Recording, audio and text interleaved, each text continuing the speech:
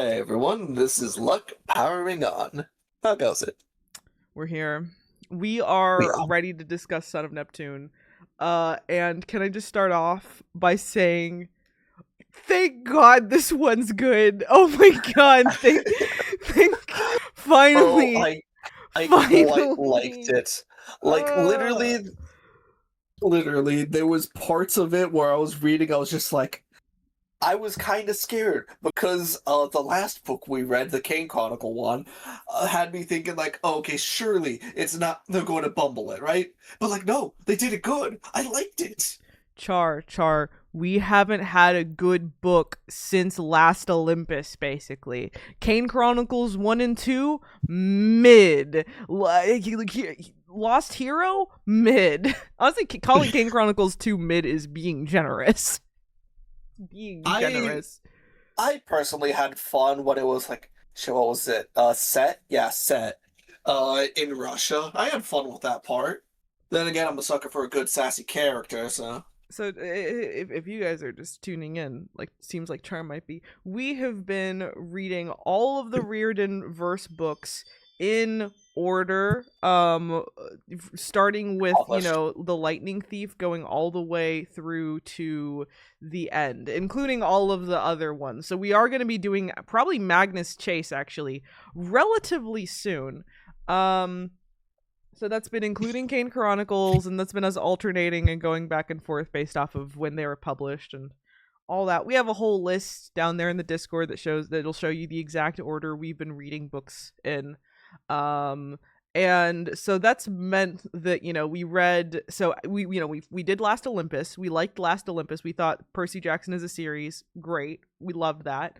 And then we went immediately Kane Chronicles 1, Lost Hero, Kane Chronicles 2, and finally this, which means we had 3 books back to back that were quite mid by our estimations. And I was at least starting to feel like, oh shit, did I just buckle us in for a series that like peaked within the first 5 books, but we're here for the next 20?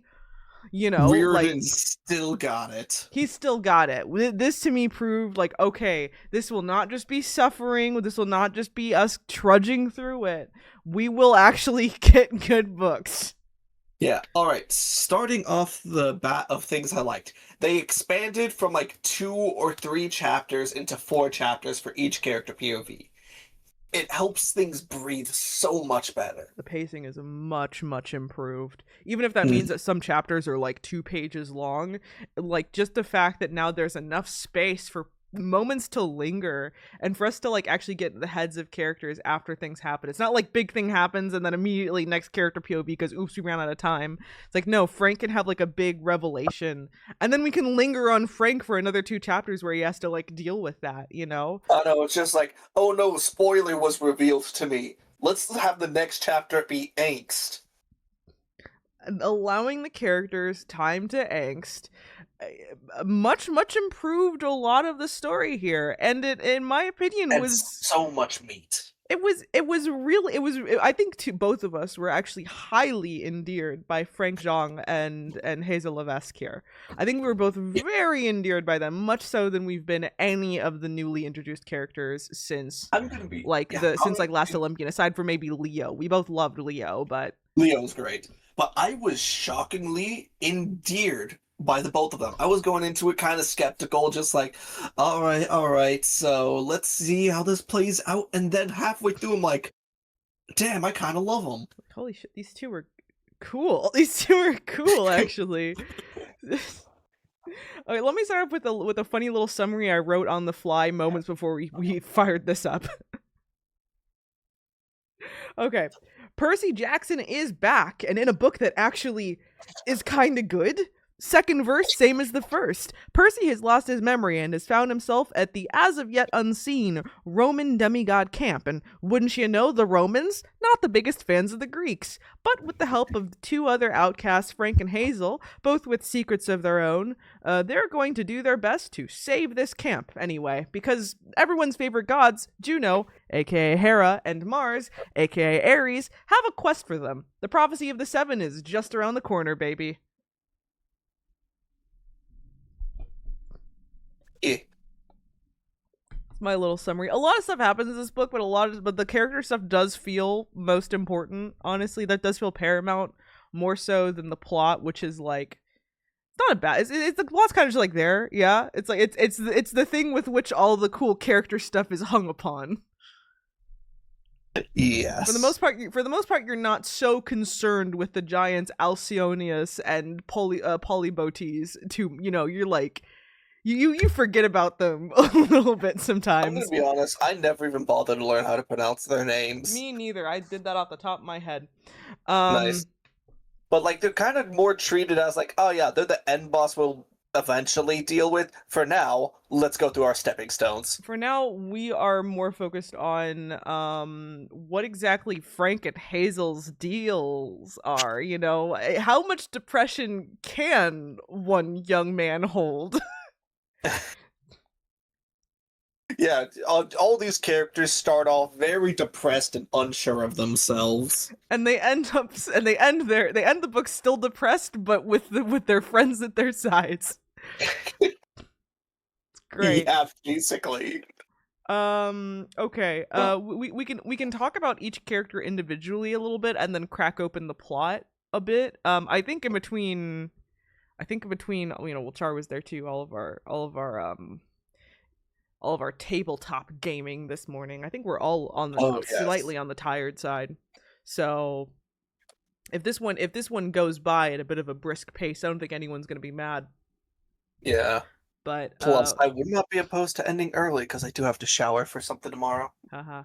Okay. Luckily we really only have two characters to talk about for the most part, because the main character Percy, the son of Neptune, we know what his deal is. We've been with him for the first whole 5 books. We're all about him. That is name in the title. We don't need to really get into his deal very much, aside from lost his memory. He's really unsure about that, and he is trying to win the world record of most depressed demigod on the planet. He's so depressed, and he's so like kind of. Do you feel so bad for him?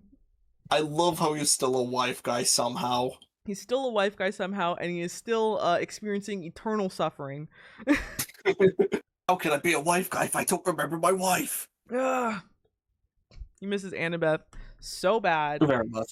She's like the only one that he remembers. He starts to get his memories as he go along in the book. He gets them here in bits and flashes, and he basically gets them all like, in a big wave around the end. But gets for it the most much part, earlier on than Jason. For the most part, you're getting reintroduced to his character here a bit. Going through some of the motions of like who he is as a person, from his impertinence, Percy the Audacity Jackson at it again, all the way up to this is that thing too that I was telling you about, that I was stressing as far like in Percy Jackson in the original series, which is that it is so entertaining in my eyes to see how other people see Percy. Because in other people's eyes, he's so OP. Like, I know the quote you're thinking of. I'm not sure if I do, so maybe you could say it. The arc. For the St. Louis arc thing. You just do you have the quote, or do you want me to pull it out? I do not have the quote. I can paraphrase if you wish. Sure. So basically, Percy took a little bit of a tumble, and the other two were like, "Holy shit, Percy! No, he's dead! Guys, I'm alive. I've literally fallen off the St. Louis Arc. What the fuck?" He's just like, "You fell off the St. Louis Arc." He's just like, "What? What do you mean you fell off the St. Louis Arc?" Anyway, don't worry, Rick didn't know it was that far from the water Reardon. At it again. Rick doesn't know where the arc... Doesn't. So, he's fun. And by fun, I mean, oscillates between being, actually fun and you just feeling so incredibly so incredibly bad for him all the time. We'll get through his suffering as we go through the chapters here. But Hazel and Frank, right? Hazel and Frank. Hazel and Frank. They are our I want to call them our breeding pair as a joke, but I feel like I feel like that's You could say disrespectful. resident cis hat ship. That's just calling them the breeding pair is disrespectful because so we both had like problems with how Rick has done ships ever since It these felt spin-offs have started. obligatory for a lot of those. It was very obligatory. A lot of it wasn't very well written. A lot of times they Wasn't would handled well. like really unbalanced as far as like who was the most well developed. And ironically, in this case, it would actually be like the female character would be pretty well developed, and then the male would be so weak that you didn't like weakly written. I mean that you wouldn't really understand how the dynamic is working It's here, okay, you and they could say don't. Carter. I was gonna say Sadie. I was gonna say Sadie and her boyfriend, whose name I can't even remember. Anubis. Other one, not Anubis. The other one. You know him. Him. You know, we all remember him. The fact that there's multiple choices and we don't have any strong thoughts on You'll remember besides it him. wasn't handled well. No. Is- Probably a better one to mention is like is Jason and Piper. Where it's like I think we both agree that Piper is a pretty decent character in that book. Yeah. You know, nothing revolutionary, nothing that super grabbed us, but she's pretty decently written. And then you have Jason, who's like a block of wood. You know, he's like a cardboard cutout of a man. To be fair, now that we learned about the camp, he seems to fit in just well. He's Roman after all. He's very I guess that they like their men real wooden over there, just like they like their horses. Despite that being said, our resident male character from Rome, I love him, Frank. Frank is Frank a Jong. sweetie. I guess we're gonna start off with Frank Jong. He's a sweetie. He's a big teddy bear of a man. I mean that very. I mean, he's described as being like big, kind of Very muscular, big kind and of clumsy. chubby. And you know he's an archer, super clumsy. He's just he's just like kind of like a shy sweetheart, pretty much. Yeah. He's such a cinnamon roll that can also kill. He's such a sweetie. He's never done anything wrong his entire life, and I can prove it. He's great. We find out pretty early on he's a son of Mars, which I mean I knew because I'd read this book before, but it is kind of supposed to be one of those like takes you by surprise things. Yeah, a because bit. the book was heavily baiting us with Apollo. Just like, oh yeah, I'm like decently good at archery, so like it's probably Apollo. He even says that he hopes that his dad is Apollo because it would mean that maybe he could get like a blessing with archery, you know, because you get the sense that he's not just like naturally gifted at archery, but that it's something that he practiced a lot at. He wants to be really good at it, and he wants to have and because archery is kind of looked down upon in like amongst the Roman camp, he wants to basically have a socially Have a reason justifiable for it. reason to continue dedicating himself to this thing that he seems to really just like. And then nope, Mars, and he kind of Mars hates comes by that. and says, yeah, Mars comes by and says, get that bow out of my face, take this spear. He hates him for Weirdly reasons enough- you really understand is the thing too. Yeah, weirdly enough, I joke about him being all aggressive about that. He's kinda not that. Because Mars is we're getting the rare Ares being an okay dad in this for sure. choose Ares, we mean Mars. Yeah. I'm Because we've pretty seen sure- Ares be kind of a shit dad is the thing. So seeing Mars be an okay father is surprising sometimes. Absolutely. Heck, we're just feeding off the scraps because, again, he's kind of not exactly there for him a lot. It's like borderline implied that he smacked the shit out of Clarice at one point. The fact that he's kind of nice to Frank is shocking. Yeah. Like, yeah, but anyway, Mars is Mars is interesting. You really understand why Frank does not like the idea of Mars being his dad. Um, I was gonna say it first, but I think at the end too. um, they reach an understanding by the end, but I wouldn't say He's not opposed to him at the end of things. they're not exactly getting a positive father son relationship here by the end. Um, Poseidon, Percy, he is not.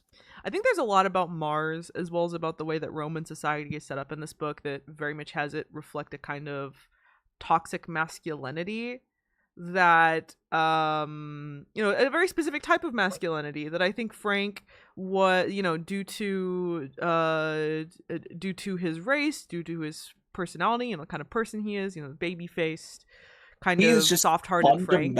yeah, he is just fundamentally different to the ideals of masculinity there. He was always kind of excluded from it. Outcasted.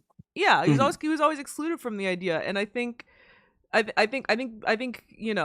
when you're a person who's oftentimes excluded, this is where I bring in the queer stuff. This is where I'd say like, hey, Rick, maybe when you get into that queer stuff, take some notes here. I think you're getting onto something here, certainly. When you're excluded from some of these like archetypes in society, a lot of the times you can feel kind of resentful about them, over time. I'm sure that maybe he started off wanting to be more of one of the guys, quickly found out that that wasn't possible due to racial bias at start, and then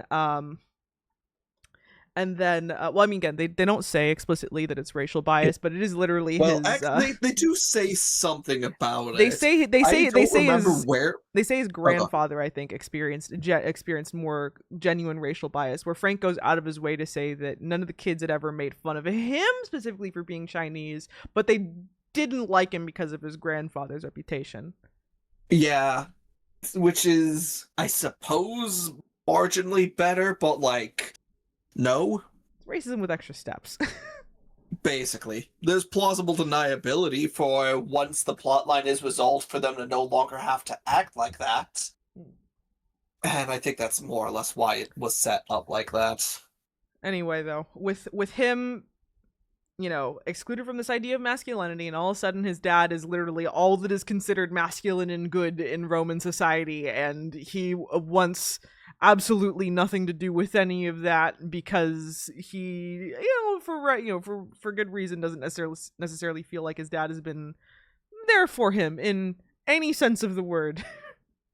To be fair, it is kind of implied that for the Romans, they have even less contact with the gods than the Greeks. Yeah. You're brought into Roman society and you find out that like they don't have oracles, they don't seem to they don't have that thing where your parent like just acclaims you at a certain age like the Greeks had been able to get were able to get recently. It seems to be like you have to prove yourself almost type of thing. Yeah, heck, I'm not even recently, because at least the Greeks had a system for some of the cabins being for some of the gods. The Romans just didn't even have that system. It was just like, we'll just divide ourselves by legion. Not like the gods are claiming us. Yeah. The way that fauns or satyrs are treated in New Rome is really interesting in my opinion. How they're basically like almost like a vermin underclass, essentially, that they're like basically excluded from society and then mostly resort to begging. They're kind of treated as a homeless person, and that's not me making that comparison out of nowhere. I think they are homeless. They are actually homeless. Yeah, I think Percy had remarked on it multiple times, saying like, "Oh, where do they live? What do they do?" And they're like, "Oh, yeah, no, they don't do anything. They just sit around." And and Percy even says like, "Oh yeah, that doesn't seem right." And the one satyr that you meet is kind of like he's mostly played out for laughs. Yeah, just like he's always there like asking him for like extra gambling money or whatever. But you mostly just feel kind of like sad and uncomfortable. Yeah. It's just like that. It doesn't have to be like this. kind of where you get into like, yeah, I think you're supposed to definitely understand Roman society as being one with quite a few flaws when it comes to the ways that they view masculinity, how a person can be useful to society, how it's Fun fact, there's it's been a lot of multiple times throughout stratification of Roman class. history where there's been a lot of issues with homelessness. Specifically, I know one period was during the decline of the Republic, where I'm cutting myself off here. Cool. I feel like the first two sentences there enough. I got enough information. I was like, oh, cool, yeah, cool. Periods of homelessness. Okay, got it. Mhm. Moving on. Okay, Hazel. Let's do Hazel. Yes, How the about love interest the is a love reductive interest? term, In unlike what we can say with other characters. Sadie's boyfriend is the love interest. We don't even remember his name. Hazel is my daughter, actually. Hazel is Sh- my daughter. she's great. She also has Hazel's so trauma. It's good. great, just like everyone else. So Hazel is a daughter of Pluto, Pluto. Yes, is a daughter of Pluto, which makes her another one of goddess, Nico's siblings. In fact, wouldn't you know, really early on in the book, uh oops, our boy. Nico's there. Nico Nico's like there visiting his sister, and apparently he just like has an in with the Roman camp. This is like not explained at first because he just like takes one look at Percy and just like, oh shit, but he Yeah, like can't say genuinely. anything. Like, genuinely, at first, I thought he somehow caught wind of the grand plan and thought he would help. No, he's just there doing his own thing. It's funny. He just sees Percy and like drops He his tries drink. to. He's like, yeah, I need to go, Hazel. Yeah, Hazel, I think I gotta go, Yeah, actually. he literally tried to leave. So Hazel, you find Ugh. out through the book is is like a kind of similar to Nico in some ways, as we were finding out in Lost Hero. Yeah, the doors of death are wide open. Yeah, Darkness. and I almost said doors of darkness. I almost said it. The doors of death are wide open, and Thanatos is missing. Yeah. So, which means that monsters are regenerating like really fast because no one is Basically, there to. instantly. Yeah, essentially, yeah, basically instantly. And a lot of people who were long dead are coming back. Rick's honestly really great excuse to bring back mythological figures that he would have no other reason to actually bring back, like King Midas Exactly. Or what's his face? Phineas and Ferb. or Phineas. Yeah, Phineas the Prophet. And so we meet Hazel, right? And we know that she's out of time. Like she's by that I mean, she's been displaced from her time period. But I think we kind of assume at first that it's more like a Nico situation. Yeah, they kind of lead you to believe that it might be something more like what's going on with Nico because hey, we've done this before, we've seen this before. She was at like the Lotus Hotel for a little bit or whatever, and now she's back here. The time period isn't even like all that offset from when Nico was around. It actually seems to be almost the exact same time period. Actually, I think they would have been born around the same time. She mentions like World War II being a thing in her flashback, and Nico was also born just around World War II, around the end, I think. Uh, And though she was in New Orleans, New Orleans. New Orleans, Nolans. New Orleans. She's specifically described as being a black Creole girl, I believe. Her mom practices hoodoo, I believe. She's like a fortune teller who mostly does like I think I know some genuine magic, but mostly pays the bills by doing parlor tricks for tourists. And here I thought she was a queen. Her mom seems to be very, very bitter about her own situation for pretty good reason, being a single black woman in like 1940s New Orleans, it's not going to be the easiest thing in the world, believe it or not. You find out that her mom made a deal with Hades at one point, with Pluto, to get to receive all the riches in the earth, because you remember Pluto is not only, well, Hades is more just focused around death and the underworld. Pluto has an association with wealth, with minerals that can be found in the ground as well through mining. Yeah, because Pluto is seen as, I believe the term was chthonic god, which is chthonic, yes, which is basically everything under the earth. And for Romans, everything under the earth especially included minerals. I think the association is there with Greek Hades, but it's lighter. Pluto is much stronger. Almost as if the Romans were more greedy. Almost as if. I wouldn't know anything about that, though. Would you like to? I'm kidding. Anyway, her mom makes a wish. She wants all the riches under the world. Pluto says that's a bad idea. Maybe don't. And she says she wants it anyway. So she has a baby with him, and this baby is Hazel. She has the ability to... it's not even like an ability she does consciously a lot of the times, right? It seems like golden riches just kind of spawn around her feet. But the problem is that they tend to like put a horrible curse on whoever has it. Yeah.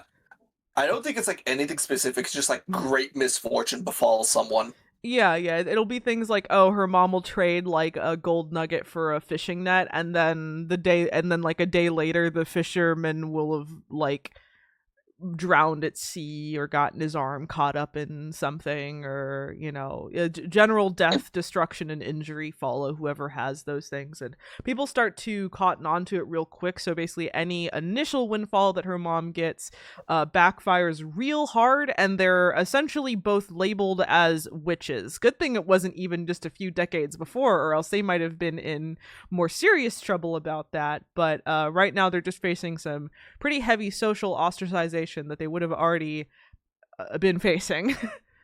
I mean, to be fair, I feel like it's just kind of increased. It's all definitely a metaphor. Yeah, it's all definitely like a very heightened metaphor for what you'd expect to be happening anyway in a situation like this. Yeah. So, imagine if no gods or magic was involved in this, and instead you had this single black woman in New Orleans getting knocked up by some traveling white man, who then more or less leaves her with her daughter, after making promises that she'd get all these riches, and just basically abandoning her.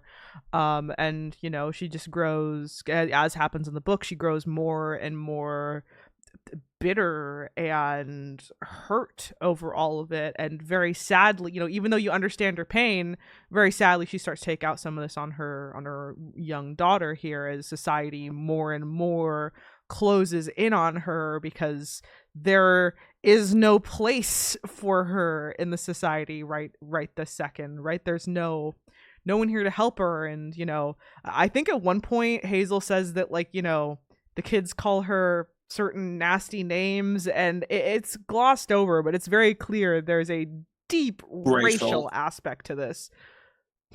Not even like hidden, or like not even a euphemism. It's like, no, there's like these two people are not having a good time. The magical aspect then comes in when the mom snaps, and they go to Alaska, the land so north it's beyond the reach of the gods, because Gaia has been the manipulating from book one, been whispering into the mom's ear. Brings her up there, and well, they get started making a body for a titan, a body for a giant, Alcyonius. There goes the island, there goes the island, there goes the island, the island is gone. Hazel makes him a body of gold and riches and diamonds over the course of several months, while she's having pretty much the worst family vacation of all time.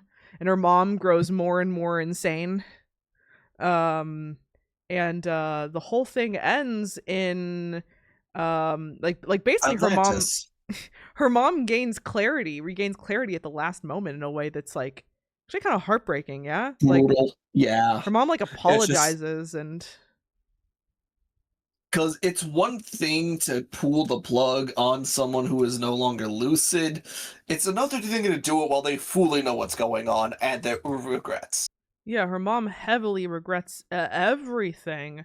And but it's too late. Yeah, so basically the two of them together make the sacrifice to sacrifice their own lives to at the very least buy the world more time, about 60 years give or take, Mhm.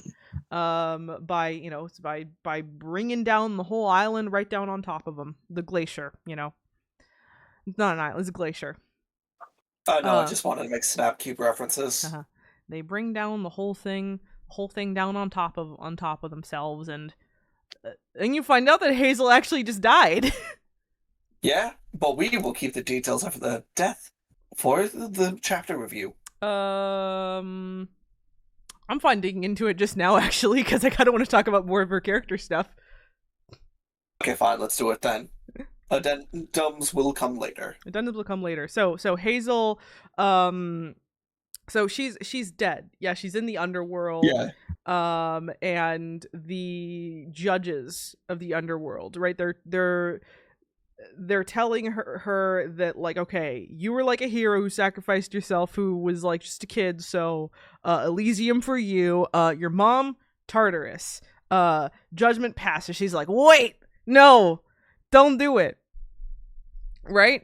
Because so up until She's still a good kid. up until this point, yeah, obviously your mom's not been great to her, but I think Hazel here has a great amount of empathy for her mom. I think she fully understands the horrible situation that she was put into. Yeah, And and she was the while one saying, like, she's been manipulated, like, this isn't her fault, she's been misled. again, drop the god stuff, drop the magic. Obviously a kid shouldn't have to make themselves suffer for the sake of, like, she doesn't have to take on Their her parents' mom's pain. She comforts. doesn't have to take on her mom's issues. From what her mom went through was horrible, but it was her mom's job to sort through that, not her job to save her at the end of the day. Which is why then it's delightful that, of course, Hazel gets a second chance. Yeah, Nico, thank you, kid. Just like, Thank hey, you want you. to be a sibling now? Yeah, All right. yeah. Hazel intervenes and gets them instead both sent to the fields of Asphodel. Yeah. And eventually, after the doors of death are pried open, Nico literally rolls by on his limo looking for Bianca. But Bianca's already reincarnated herself, so instead he finds Hazel and is like, yo, new sister? Yo, new sister, get in here. Actually, get in here. Yeah, he Come on. literally strolls up to the fields because, here's the worst part. Remember how we said she's a child of Pluto? You want to know what happens to children of Pluto in the fields of Asphodel? They don't lose their memories. They just kind of They're still lucid. normally Well, go to fields of Asphodel. You kind of wander around until you become fade. Yeah, you fade completely. You kind of dissipate. Mm. In the series, it's shown as basically like you slowly become like a tree and like mingle, become just a part of The Hades forest itself. field. But Yeah, no, that didn't happen to her because she's a child of Pluto. Just like, oh no, I can still think. yeah, she was hanging around there for 60 years, doing nothing basically, kind of just thinking a lot, and it wasn't great. So that she gets a second chance, amazing, perfect. Thank you so much. She deserves it. She deserves the Yeah, world. yeah, because Nico literally, he drops by, is like, wait, is she alive? Oh shit! Get in. Yeah, get in, new sister figure immediately. So And it's not like Nico plucked up a random Pluto soul. He literally saw the fact that she seemed alive and lucid in the fields of everything is forgotten and hazy, which is not a good thing. So that's basically the entirety of Hazel's character. I figured maybe we can talk. Frank's character is more heavily tied to the plot, so I figured maybe we can get into that as we go along. But Yeah, again, I that's think fair. I think our hope today is maybe a good old, just maybe a 2 hour flat kind of stream, and then we can both go to bed. Yeah. Okay. So I got my notes here. I got like 15 pages, light for me, honestly. I have 52 pages, but then again, they're just shorter chapter summary. How? Because there's 52 chapters. Oh, oh yeah. Okay. Well, fair. Uh, Okay, so we start off. Let's go back. Let's rewind the clock a bit. We start off. Percy, he's on his little journey up to New Rome, San and Francisco-ish. he's incredibly scared out of his fucking mind. The best version of Percy. Scared and alone. Scared alone. He's filthy. He's hungry. This is exactly the brand of Percy Jackson I wanted to get back to.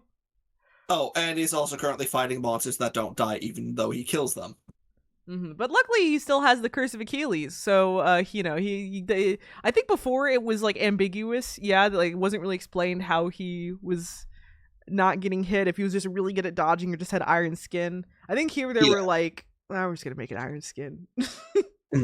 Other one's too hard to write. He has iron skin. Everything just kind of pings off of him. But he still has the curse. And then he finds an old woman while he's running away. And she tells him to carry her over the borders of the camp because The new timer. Because she sucks. Percy's just like, shit, I could. The old woman even says, like, kid, you could, in theory, just go to the sea and live your days out in peace. Or you could just take me to camp, which would be harder, probably will lead to a whole bunch of things down the road. But I'll be safe. You will have the peace of mind of knowing you saved someone. And Percy's like, fine, I'll save someone. Anyway, because June is a bitch. She she gets like heavier and heavier too as he's carrying her until like literally he's like feels like he's dying as he's like going one step at a time trying to go into the city while there's still monsters at his back. And in the meantime, the Roman camp just sees him carrying this old lady that they're very positive is a goddess and is just like, what is this? What's going on here? What? I believe the conversation more or less is, wait, is this supposed to be a test of our hospitality? Because, like, we've heard stories of, like, a god comes by, someone sends him away, then they get, like, cursed or killed or whatever. We should probably let him in. We're gonna let him in, maybe. Comes in, and she's like, cool, yeah, I'm Hera, or Juno, or whatever. Anyway, this is my boy. Take good care of him. It's your girl, Juno. Also Percy. You're no longer Achilles. Here's some water. Take good care of him. Also, the river made you not have the Curse of Achilles anymore. So you're nerfed. You've been nerfed again. I talked to the real god, Rick Riordan. He said you're too strong. We're nerfing you. He said you're too OP. We need there to be actual tension for the next couple books. So we got to roll it back. Going back to the river sticks either. Just don't. It won't. Yeah, it won't work. Just don't try it. No one looks directly at the audience. No one will ever try it again.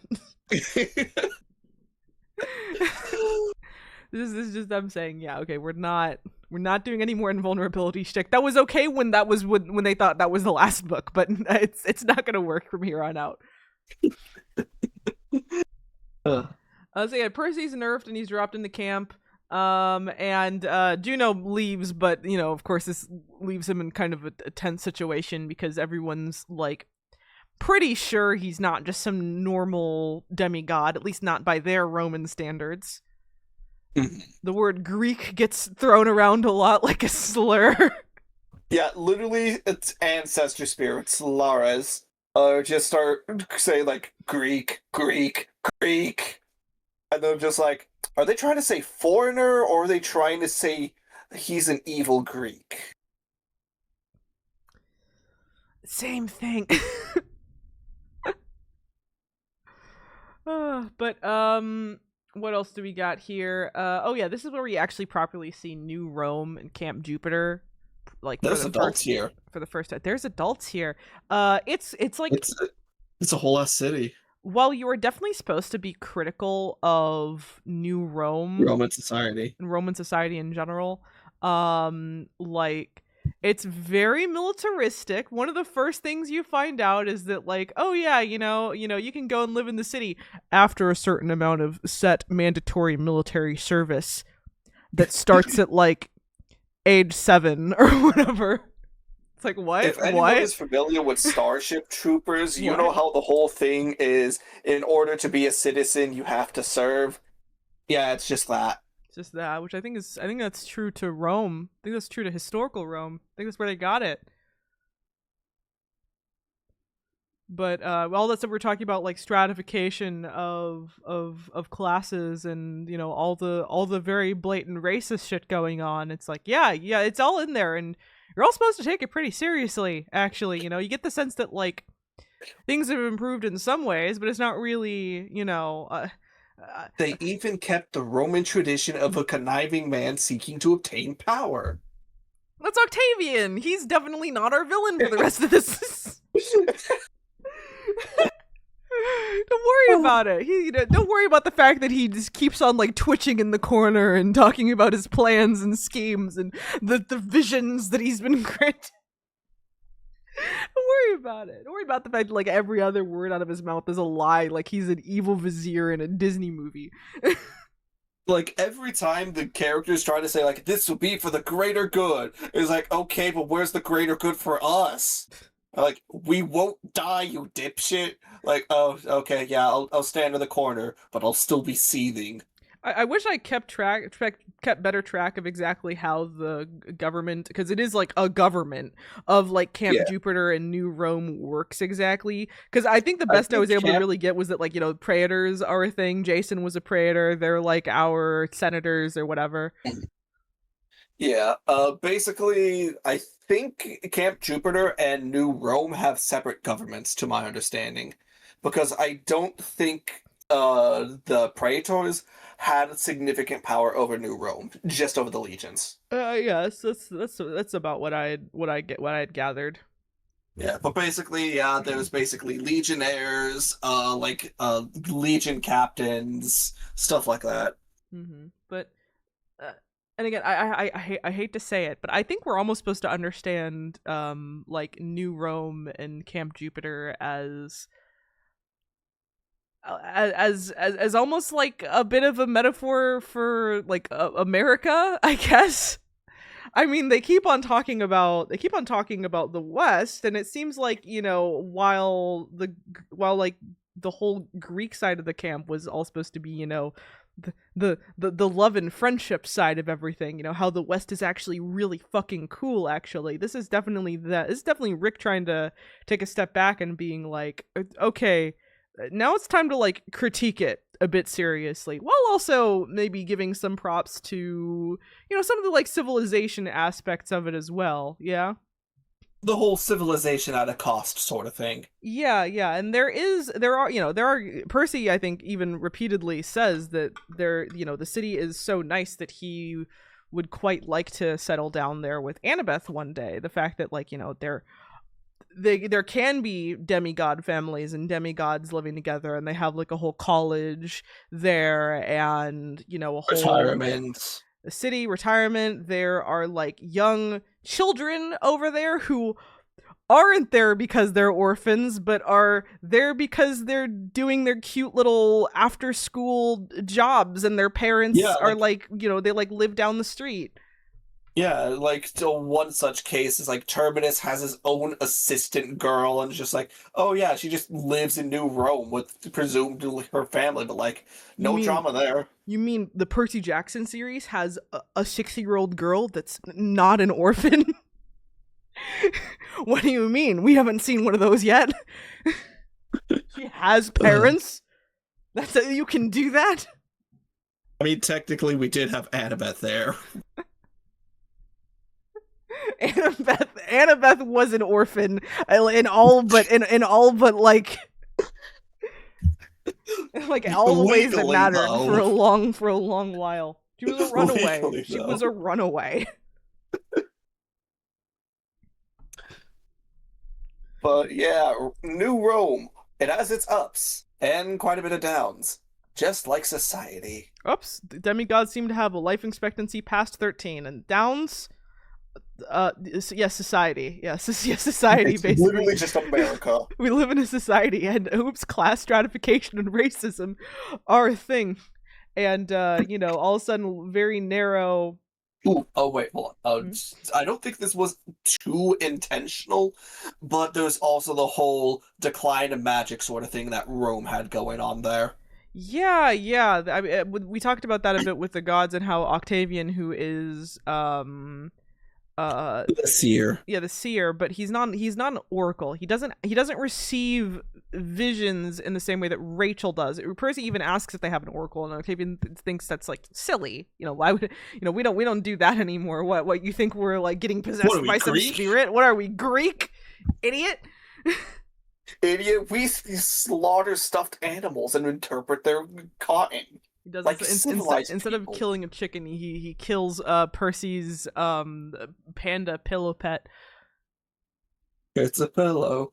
It's a pet. I had one of It's an those. omen of death. It was a panda too, specifically. It might have actually been a panda because of Son of Neptune. Now that I think about it, I might have read that and then gotten a panda pillow pet the next, whenever, like on like some car trip, possibly while I was reading it. But yeah. Oh, that's right. We forgot to introduce Reina. Reina. So apparently, I double checked. I don't think she was actually in Sea of Monsters. So we're introduced to Reina as like a very important praetor, I believe. She's like the head of the Legion, essentially. Currently the sole head because Jason, the other Praetor, has mysteriously disappeared. I wonder what happened to him. We certainly didn't see what happened to him entirely in the last book. Don't worry about it. Reina. Reina Reina. is Rainer. Hi, Reina. Reina.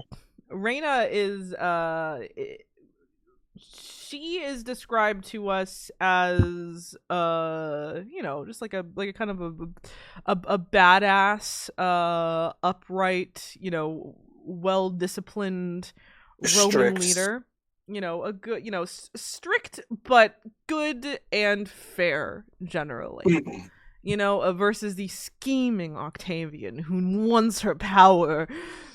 Yeah, because apparently she and her sister had their homes destroyed by Percy, and she's able to look past that. She's like, "Hey, I know this is a thing, but we still got shit to do, so I'm not gonna hold it over you." That's why I mentioned the Sea of Monsters, because they were both on Cersei's island, apparently during that bit. Then they got kidnapped by pirates, but they're badasses, so they got Blackbeard themselves out of that. So don't worry about it.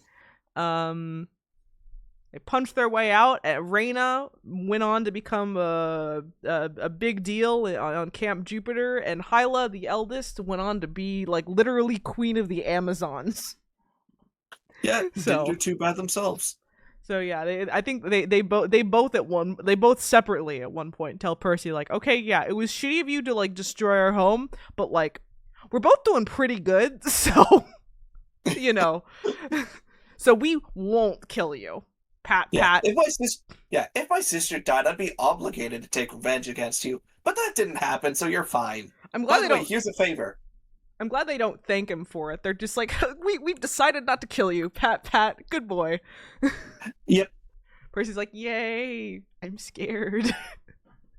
Yay, I'm scared. She has two big scary dogs right there. Oh, and fun little fact. I'm looking at my chapter note for chapter 4.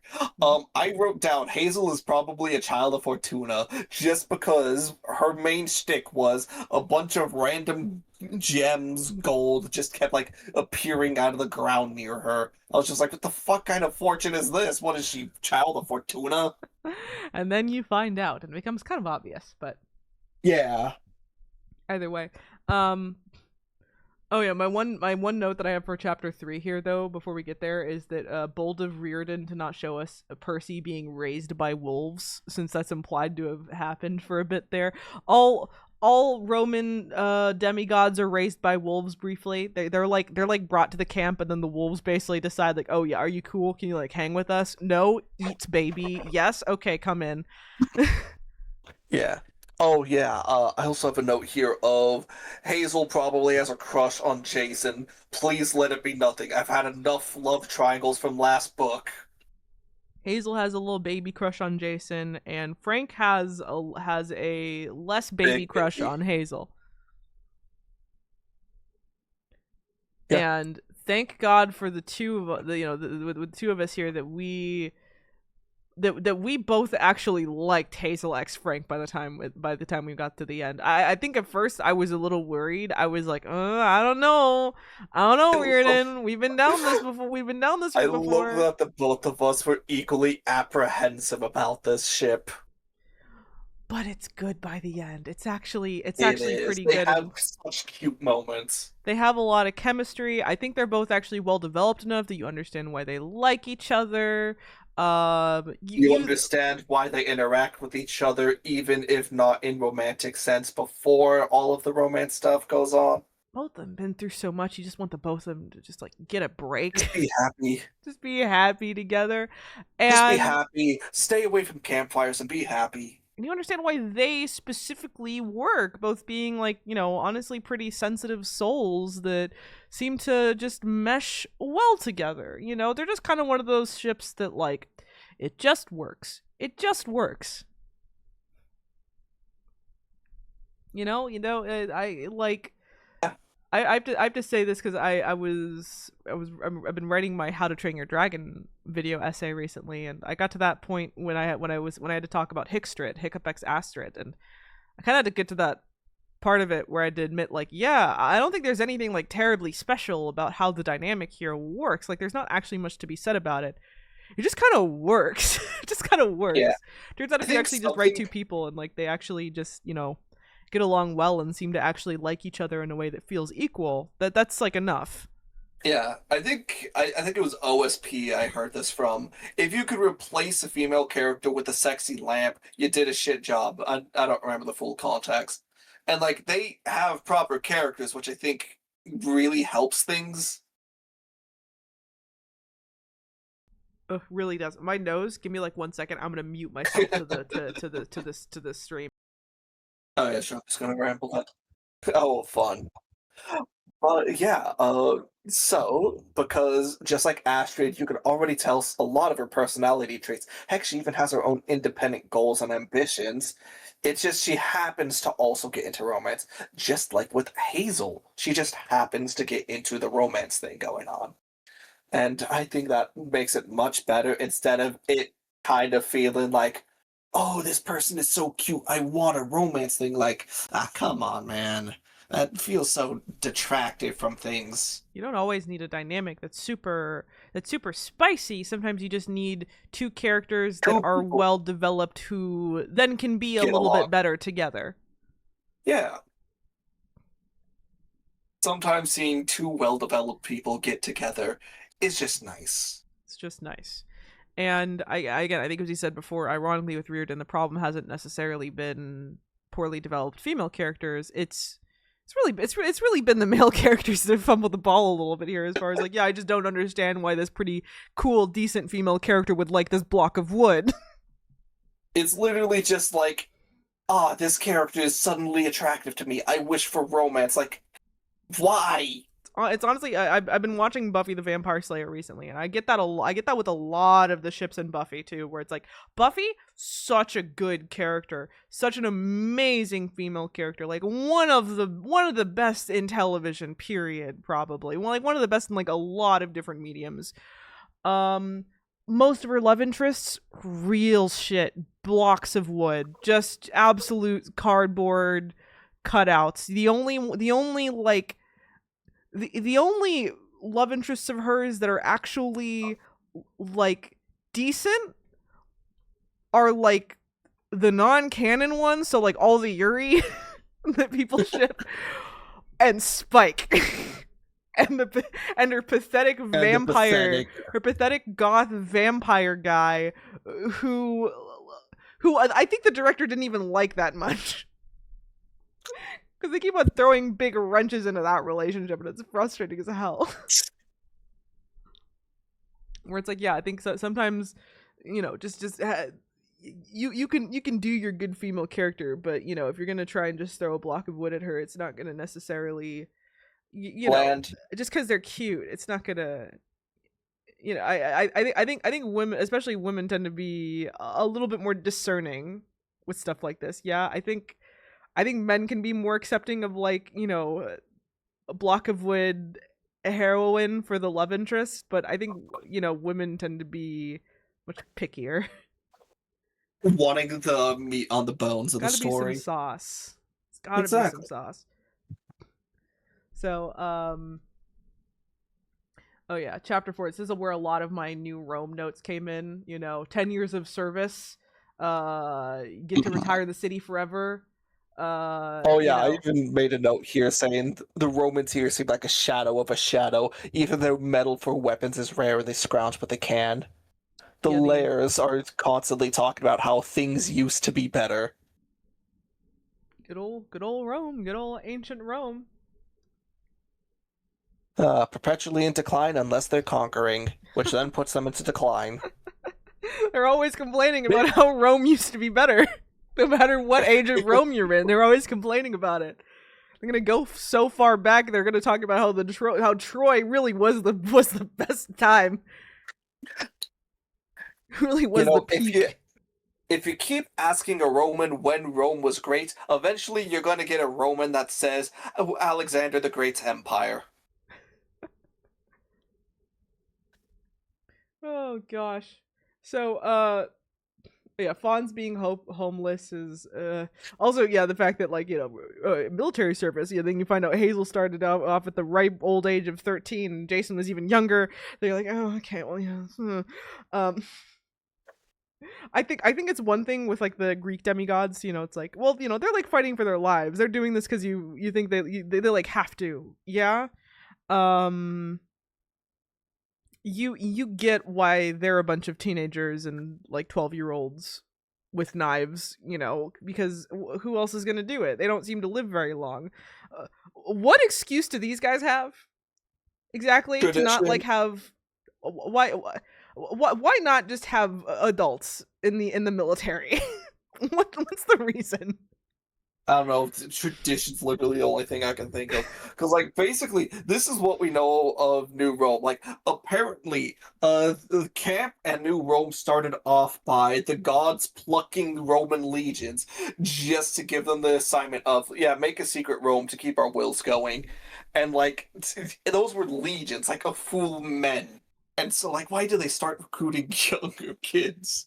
It's one of those things that is like, okay, I get it from, like, a story perspective, right? You have uh you start off with, it'd be kind of weird if they did the camp switch and then they send, like, Jason goes to camp, he's like 25. That'd be, like, weird, right? It definitely would be. That'd be weird. I understand from that perspective, like, okay, you need them to be the same age so that you can continue to do this, like, teenage um Infiltration. teenage book. The book is for teens. Yeah, like, I guess theoretically you could have also aged up Percy, but I think at that point you've just gone way, way past your actual demographic. There's a reason why essentially time freezes from Last Olympus on, and Percy will remain 17 until literally the Percy Jackson series proper restarts after, like, Trials of Apollo. The whole rest of the series takes place over the course of, like, less than a year. So think about that. That sounds compact. They basically paused it. The timeline makes no sense. People pointed out that the timeline makes no sense whatsoever. It's literally just so Rick could keep them at this teenage age for as long as possible for the sake of hitting the demographic. So I get from that perspective why you want to keep Rome age down. But I think I can also say, like, well, it can be both. It can be both, like, you have your Doyleist reason, but also I can then, from Watsonian perspective, be like, hey, isn't that, like, kind of deeply dystopian? I guess. in like a fun way. I don't know. No, no, I get you. Okay. Anyway, you're not seeing you're not seeing the issue of the 13-year-old recruitment. I'll move on. I mean, I see the issue. I'm just trying to see, like, okay, yeah, it is dystopia, but like, never mind, it's fine. Okay. Are you like wondering what maybe it's saying from that, or Yeah, because aside like, from is like it supposed to be a commentary on how like, oh yeah, if you maintain tradition, it could just go to the detriment of development? Because like, I'm pretty sure if considering Romans, they recruited at a younger age as well, because people just lived less during those times. Like, I could probably see that, or alternatively, it could just be a thing of like, oh yeah, this was how we survived, so we can eventually have demigods that turned into adults, and then we just kept it up because it kept working. But like, again, these are just all tangential thoughts that don't need addressing. I was thinking it more from like an indoctrination kind of perspective, but I see where you're coming from as well. Mm. But we'll see if they have anything in particular to say about it as they go ahead, or if it just remains to be like basically just for demographic reasons from a reader perspective. We'll either revisit it or we'll never speak of it again. I see. Well, then for a chapter 4 note I have is, holy, what the fuck? Nico is the brother of Hazel, what the fuck? That brings us full circle to the end of my Hazel explanation there. Basically, Nico lays eyes on Percy and goes, "Oh no, I gotta go." She doesn't seem to recognize me. Okay, let me leave before he recognizes me. He never did. Yeah, Percy's memories are still gone. I imagine by the end, though, he's definitely like, "Nico, you little shit." But then by the end, Nico's missing, so oops. Kind of unceremoniously goes missing off page. Yeah, also agree with Char. I los Hazel. I too los Hazel. Here, okay, I got this quote. I got this quote here. I think this is in the Praetor, like one of the meetings. Octavian's eyes glittered with a harsh curiosity, like he might gut Percy just as easily as a teddy bear if he thought he could learn something from it.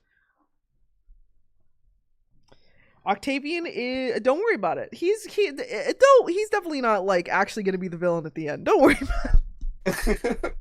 Surely it's not showing all the signs there. Hey, Surely. Fun Rome fact, did you know the Praetorian Guard was often considered to be some of the most corrupt? Oh, really? Wow. Wouldn't have thought. Yeah. Wouldn't have known that. Rome has had a lot of issues with corruption where people keep seeking power and money. Surely this doesn't reflect a new Rome. Also, yeah, Char is right. Octavian is definitely a chill dude. We certainly don't see him in the corner with like incredibly heavy bags under his eyes, looking like he hasn't slept in days, scheming and openly lying about everything Reyna says. He's a chill dude. He gave Percy a boat. A dinghy. He's a chill dude. After Percy got his like brand for the Legion to prove that he had 1 year of service, he pulled him in close and said, "I hope it hurt." Incredibly chill. Anyway, he's the most blatant villain we've gotten in a little while, and I believe he's. I love Percy cutting him off at the very end when he was talking about how they must unite with Greeks. Because Octavian was literally just like, okay, yeah, but you were never on the quest. I'm glad you agree. Let me continue. Perfect. He's like, anyway, shut up, bitch. Shut the fuck up. You don't have respect. Octavian is slightly insane. He's also, I believe, a legacy of Apollo. His like, which is why he's the seer. Yeah, his like grandfather or something was a demigod of Apollo. And remember, Apollo has no Roman equivalents, the exact same. People literally theorize that Apollo is like one of the few gods that just doesn't change based off of his Roman counterpart. It's kind of funny. Apollo's just chill like that. He's just chill like that. He's just like, oh hey, I'm randomly feeling like you should go to the Roman camp instead of to the Greek camp. All the others have like multiple personalities. He just puts on a different hat. He's like, I don't know. Suddenly he's just like, oh hey, are you Mars or Ares? What do you mean? On Mars? Can't you tell? Like, oh, yes, of course. Puts on a fake mustache. Okay, you can continue. You can get that. Oh yeah. Where are we? Oh yeah. Next note: Chapter Octavian, 5. super normal and trustworthy. We got Nico here. Okay, chapter 5. Oh yeah, this is where we start noticing Hazel's crush on Frank, and we both got nervous. Yeah. But oh yeah, Oh, I love the note I have here. I wrote down, Hazel is a consolation sister from the underworld. he is. She is. That sucks, but that's true. Nico literally almost calls her Bianca multiple times. And she knows. Oh, she feels so bad about it, too. She's just like, damn, I'll never be her. I will say though, I think this one's really, this is like our first POV change, right? First 4 chapters, Yes. Percy's perspective. This goes to Hazel's perspective, and that's really interesting because she has no clue about Nico's connection with Percy.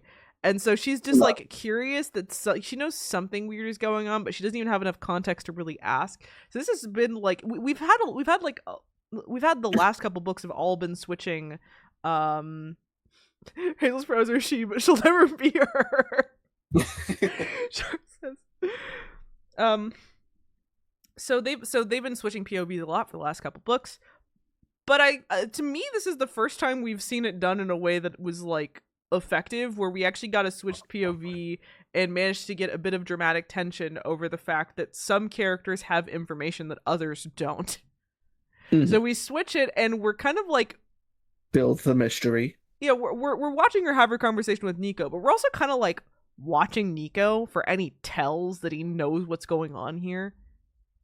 Or just any hints he might give to Hazel that he doesn't give to Percy. And we don't get too many, aside from that he's very nervous about this all, and that, yeah, he's definitely not going to tell the Greek camp about this.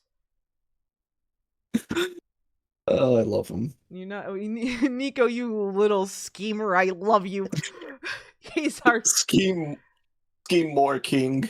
Scheme more king. We loved him for it. We loved him for it in the last books.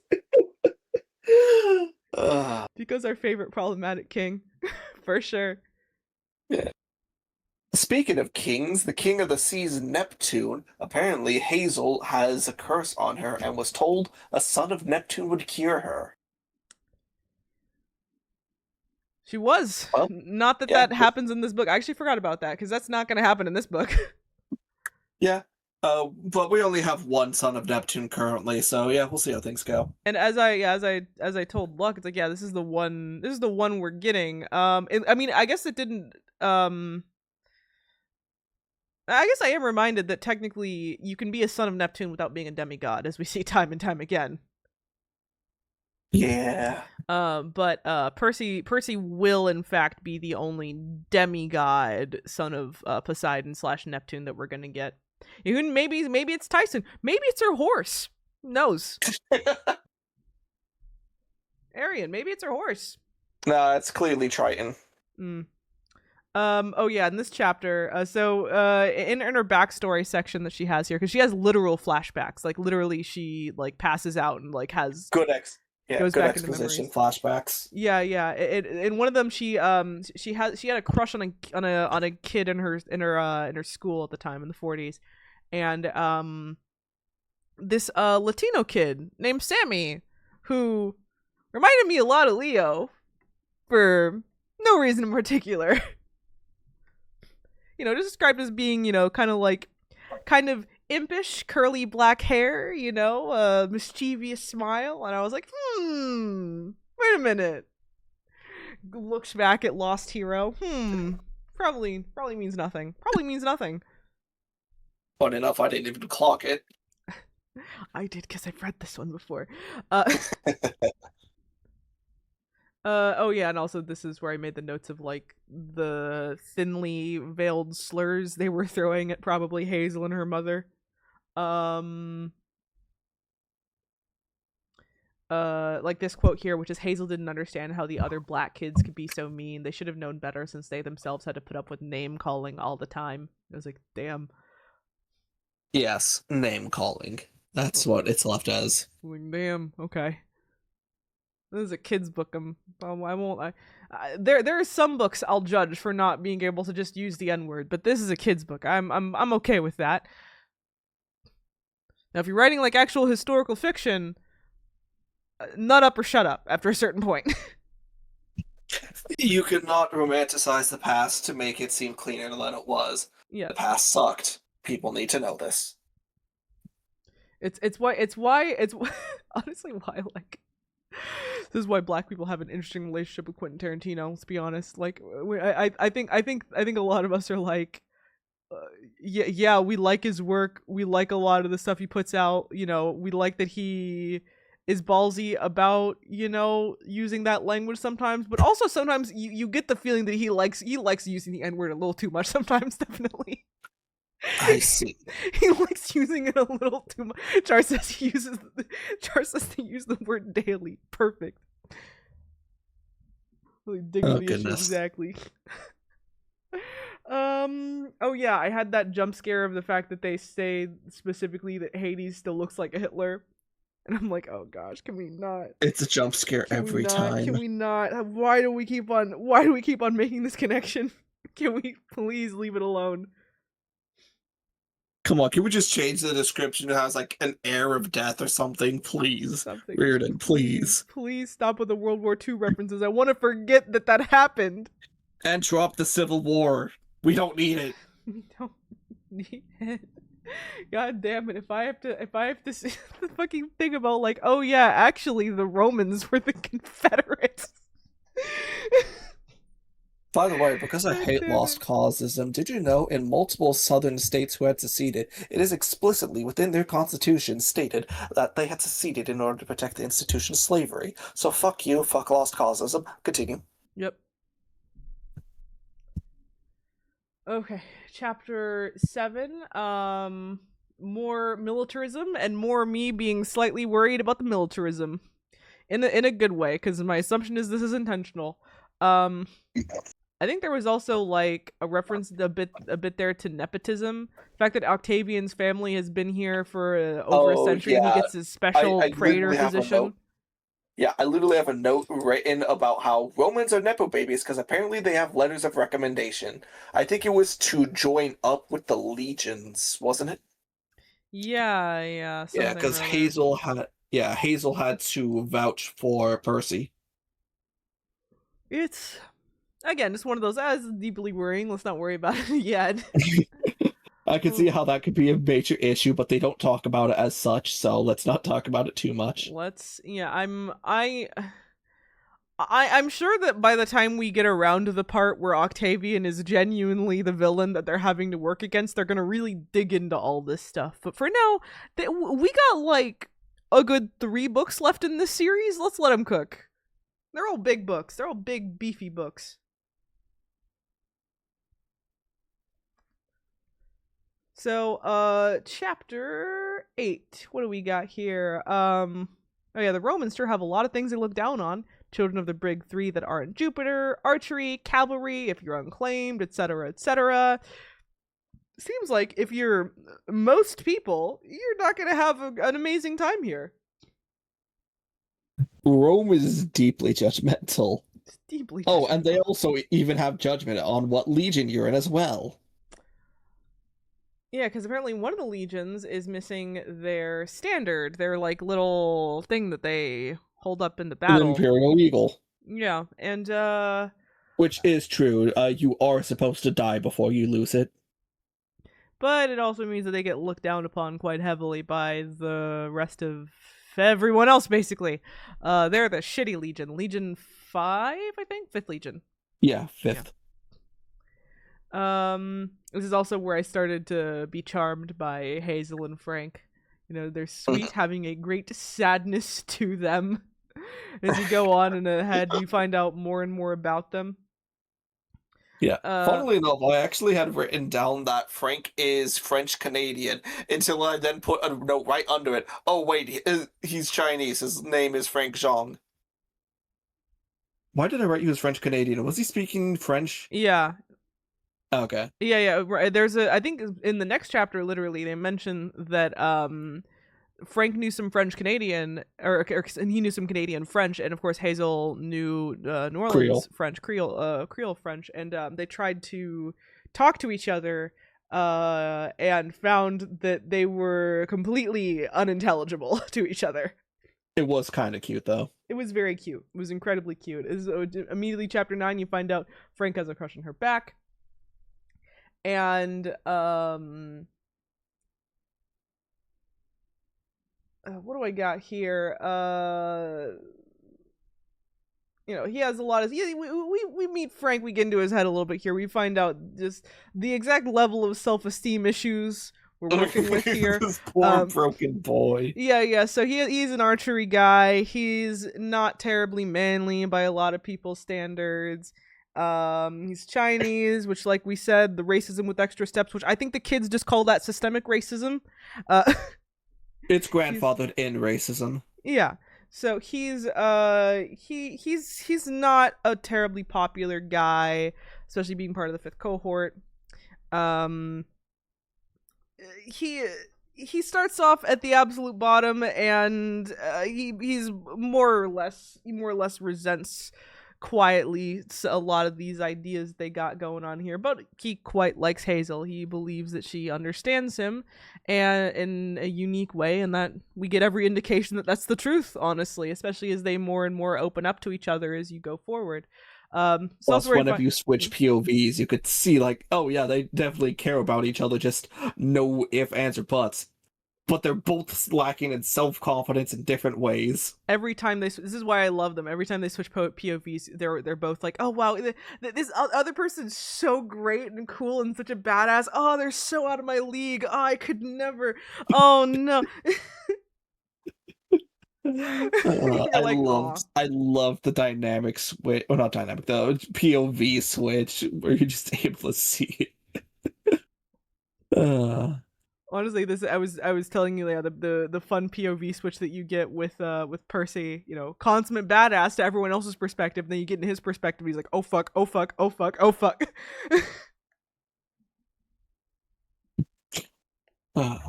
Also, most important part about Frank, his lifespan is tied to a piece of literal charcoal. Frank has his own curse. That. Yeah, I'm glad you said that, because I have it written down under my chapter 10 note. He'll be the strongest of your clan, and the greatest, but the fates have decreed he will also be the most vulnerable. His life will burn bright and short. As soon as that piece of tinder is consumed, that stick edge of the fire, your son is destined to die. It's not great. Also, doesn't help that when Juno announces that, she immediately launched it. Is it like it already in the fireplace when she says, yeah, that one over there? I'm like, oh shit. Yes. His grandmother and mother are just like, oh no. Don't they like literally dunk it into the mud right besides them? They do. But and this is where the language compatibility thing is kind of cute.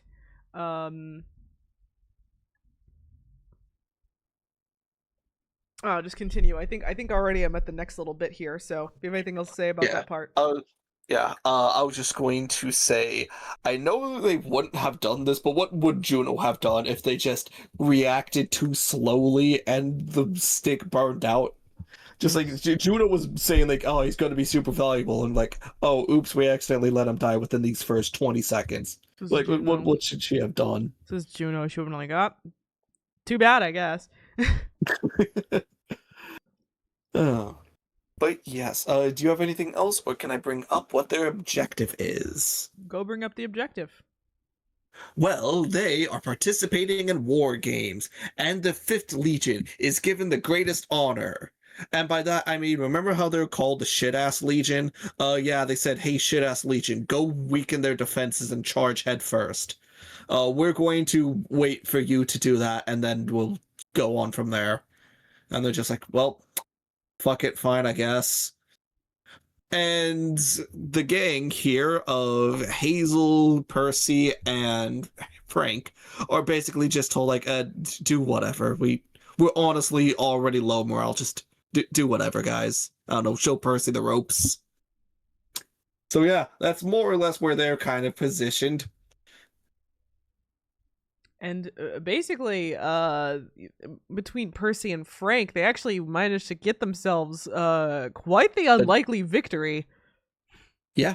They actually planned it quite well. I don't remember who came up with the plan, nor did I note it, but they immediately were just like, we could actually try doing something.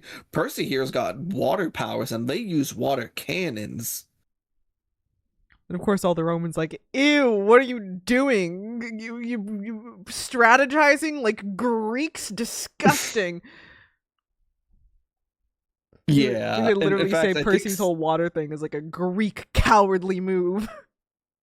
Yeah, in fact, I think Percy was literally called out for it after the battle as well. But I think Frank was given adulation because he fought like a Roman at the very least, since he was the one on the wall, just battering people. And immediately Mars is like, wait a minute, my kid did something cool. I'm back from getting milk.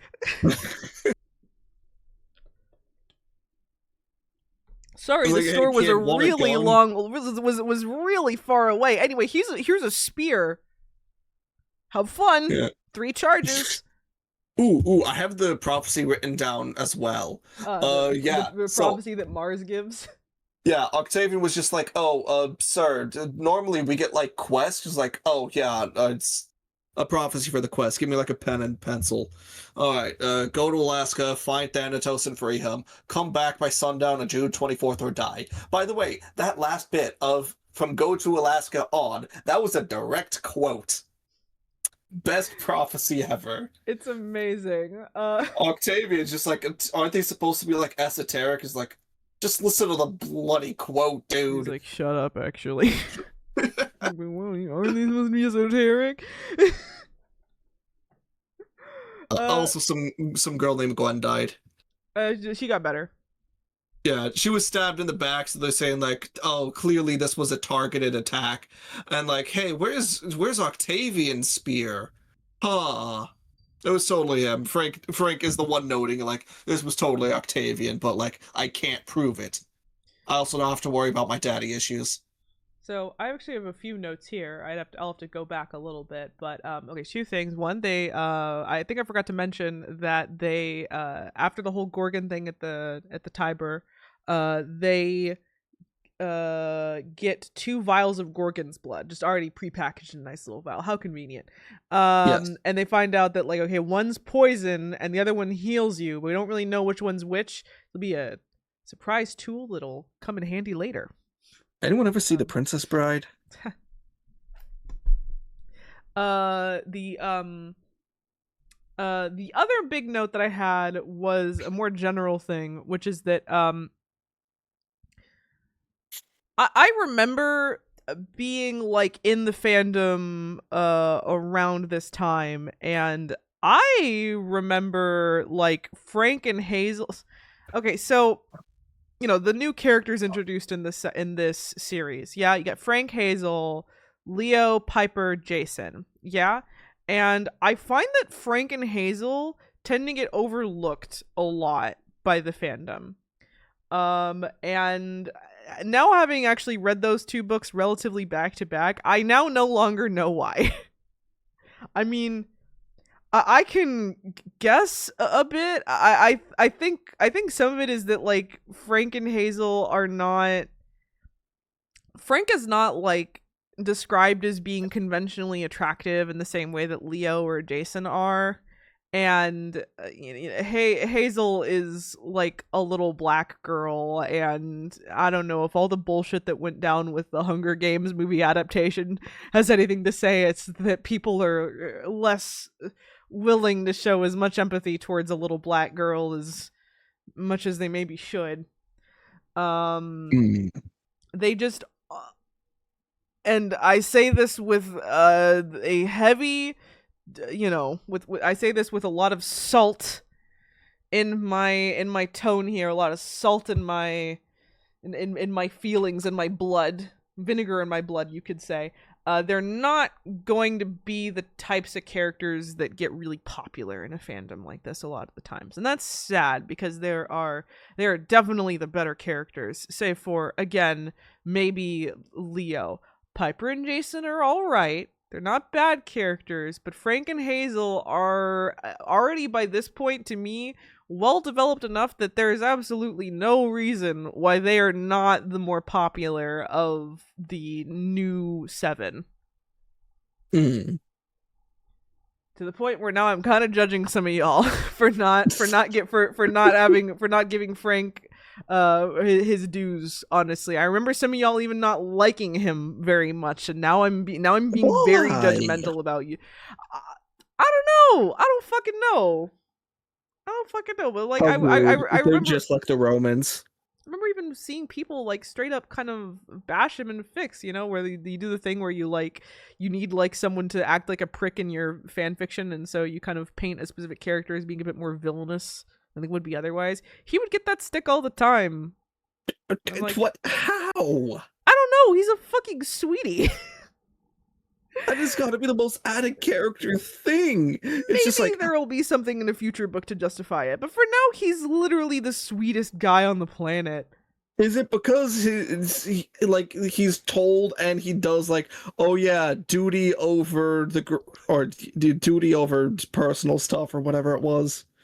I literally, yeah, I wonder if maybe he will be making some harder, more controversial decisions later on, but also I really have to wonder if it's not just because he's like not as conventionally attractive as a lot of the rest of the male cast is described as being. Mm-hmm.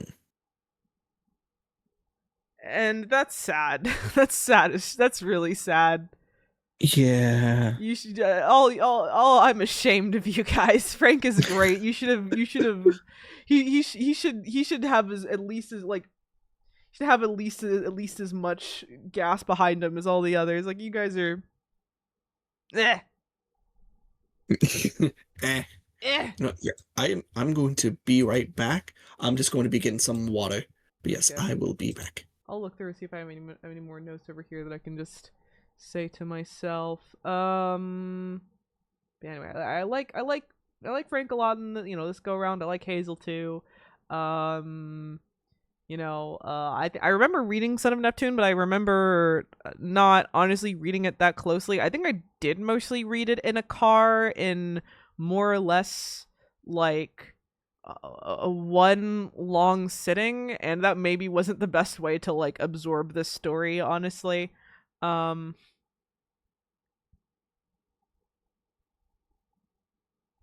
about the really good stuff. Percy X and Nico. Luck doesn't know about Nico's canonical crush. Well, actually, I think I might have told him already. Well, I honestly was never a big Pernico gal. I saw like I see I see something in it, certainly, but I'm much happier with what has become the canonship of Will X Nico. I think that's great, and I think that, like, that was a great move. That was good. I'm glad we went in that direction. The best possible. You're Hazel X Piper. Okay, for me, Annabeth X Piper, for one, and I had a bit of like UX Hazel. Fair. I had a bit of a Jason X Percy streak that I think I've mostly dropped this time around because I don't care for Jason. Do not care for Jason this run around. Not that he's bad. He's just kind of boring. Honestly, now that I'm grown, now that I'm grown and I'm just like, I'm not too concerned about shipping these teenagers with each other so much anymore. No shade to My Hero Aka fans, but it's not really my scene. I I've gotten previews, I've gotten premonitions of future books, and I gotta say, some Apollo ships looking pretty good. I gotta say, I can't wait to come here with luck here once we get into the Trials of Apollo series and explain to him all of my Commodus ex Apollo propaganda. Oh, this is gonna be funny. I can't wait for can't it. wait to explain to you why I ship this trash fire ship between actual Greek, actual Roman Emperor Commodus Aurelius and Greek god Apollo. It'll be great. It'll be amazing. Thank you, Riordan. Thank you, Reardon, for giving that to us. Char, the insane thing is, in the book, it is canon that they fucked. It is canon. It is canon. It's just also an absolute trash fire. Who wouldn't fuck? Apollo gets around, clearly, is the thing, so. Can't wait for that one. We'll get there, and that one will be fun. But anyway, got into ship talk with Char for a second. I can tell. Okay, so where were we? Okay, so I was talking about like how in between Frank and Hazel here, Rick might have accidentally stumbled upon some queer theming that, from what I understand, he will actually double down on more and like actually purposefully dive into in future entries. Not with Frank and Hazel because they're the straights, but with some other characters like Nico or maybe, I don't know, but Nico is a canonically gay character. You got some gender fluid characters coming up later on. Apollo is bi and is like the POV character for his entire series. All that but still though, over here they got they got some genuine queer theming, or at the very least some good like outsider theming that also I think intersects with both of their like biraciality as they experience it, because they are both biracial characters. They just like experience it in kind of different ways due to different time periods and different races, all of that. But and in a way that I think is honestly a lot more effective than Carter and Sadie, who are more explicitly biracial. It's a lot better than what that book manages to achieve for the most part. And as the resident biracial here, passed my sniff test much better. But yeah, you get like a lot of bullying, feeling like an outsider. Frank has some pretty deeply ingrained emotional repression that is expressed really well in the like that really sad scene with his like at his mother's, like after his mother's funeral. Yeah, where he's just like out back, just like shooting his grandmother's china with arrows. Just destroying her vases dispassionately, and you just get the feeling that he's like so angry and hurt about everything, but this is the only way he can feel. His only outlet. He wants his grandma to be mad at him about it, expects her to be, but she's not, and in a way that shows really how tough she's taking it as well, right? You almost get the feeling that it's like one more thing she has to deal with, but it still just absolutely pales in comparison to the actual loss she's experienced today.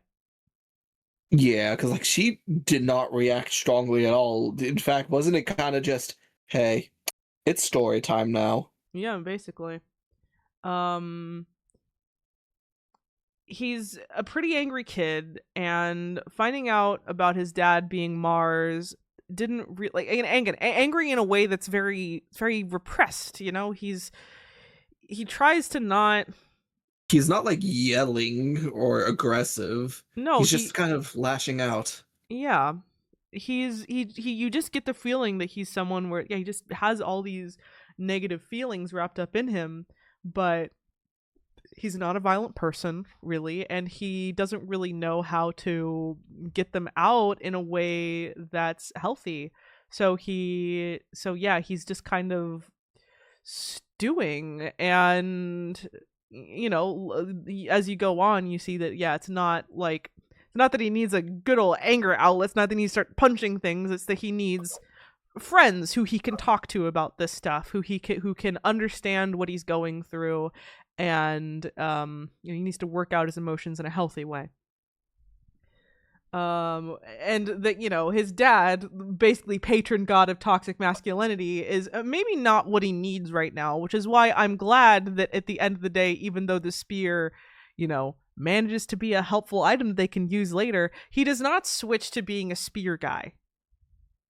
He expresses time and time again that he's not good at using a spear. He doesn't really want to use a spear, and that piece of shit breaks after 3 uses anyway. So, to be fair, it wasn't exactly used as a spear for those 3 times. How it's used is that it has a dragon tooth or something at the end. Yeah, planted in the ground. Like that. Planted in the ground, outspouts a zombie. Essentially, that he can command. The zombie's very powerful, but he can only use it 3 times total, and then the dragon tooth does not respawn, which means it's now just a stick.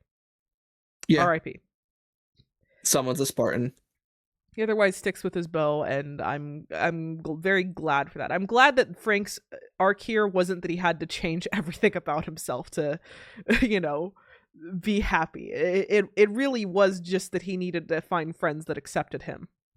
And while that feels like a weird thing to congratulate a book for, it's bare minimum, you'd be surprised how many books actually do go in that direction, that oh yeah, you do need to change everything about yourself and conform to this masculine ideal for the sake of happiness.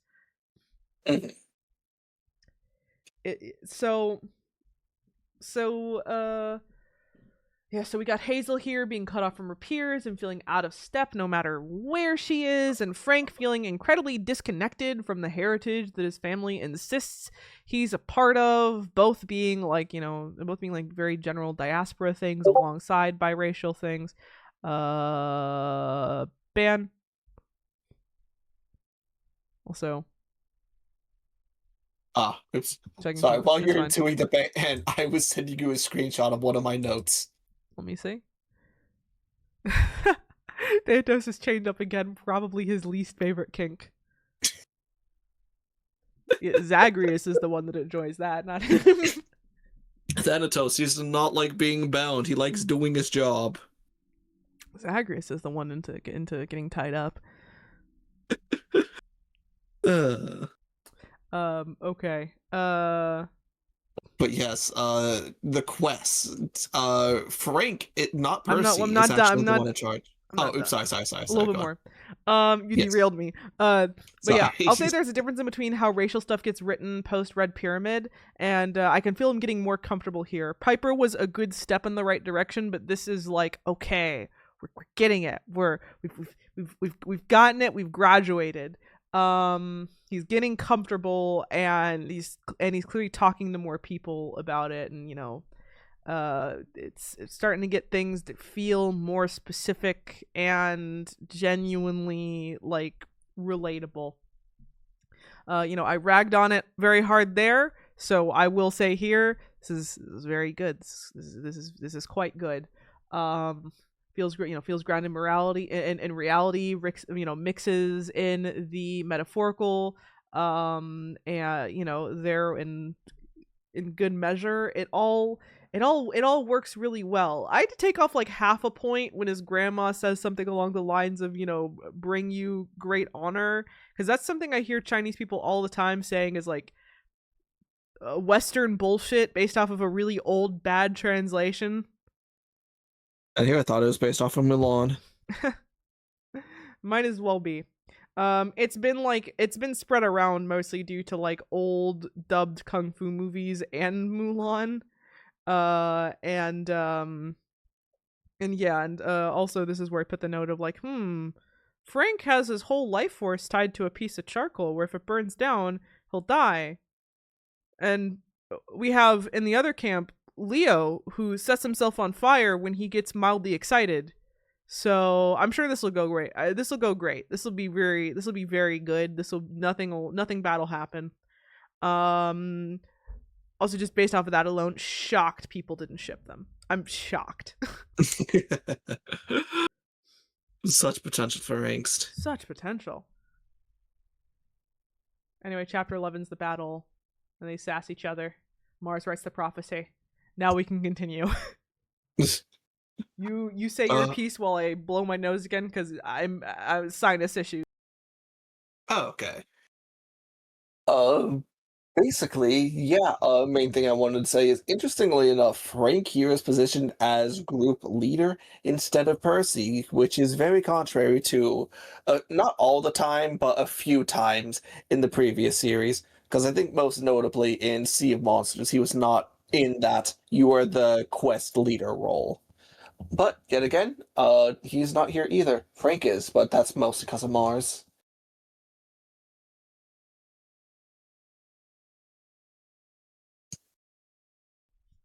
Okay, Alright. back just in time. And Char's right. Leo does have better ships, in all fairness. But I gotta say, I mean, yeah, the Argo 2 is a pretty good ship. I know a lot of people like Leo X Jason. Nah, nope. Not my thing. Not my thing. I'm gonna be honest. I vaguely get it. Yeah, I could see how people get it. I don't think it'd be amazing at the current development we have, but I could see how people could take the ideas and run with it. Honestly, I was told that later on Leo has gets a cannon ship much later. I'm curious about that. So I'm reserving judgment for any of Leo's ships until we see what they set him up with in canon. Yeah, Char says he has cannon ship 11. I won't spoil it. For multiple reasons. But having heard of it, I like the idea. I do. Yeah, it's I think you'll like it. Is his cannon ship the Argo 2? Yes. Okay, anyway, chapter 13. Terminus is funny guy. He's like the god of like order. He's a literal statue. Boundaries. Yeah. Percy starts having more daydreams about settling down here with Annabeth. Yeah. The book really does a good job at establishing New Rome as like an inhabited place. I think this is where we see that little girl who just kind of works here and who's not an orphan. Like I said, Yeah. I was gushing about like tiny girl who's not parentless, who isn't a walking tragedy. She just kind of exists. It's great. She's a cutie too. Chapter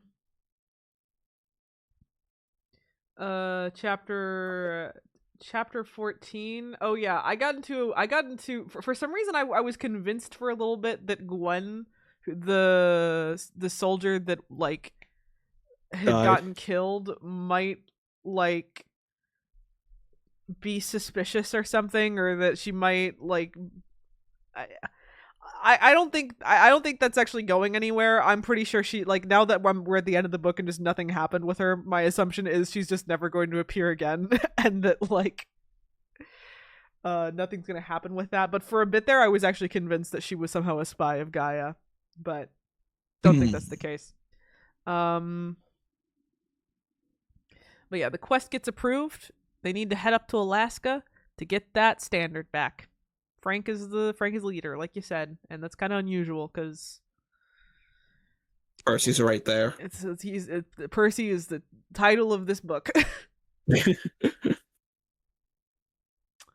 Chapter 15. Raina tries to steal Annabeth's wife.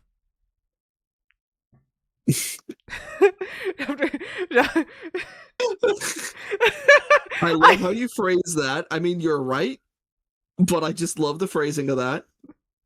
Chapter 13. Raina literally proposes like a political union between her and Percy. You know, they literally, we could rule Rome together. I made this fake quote. I thought this is funny. I just reading it, I'm like, I feel like I have to say this actually. With my power and your pretty face, strong arms, and fat ass, we could protect Rome together.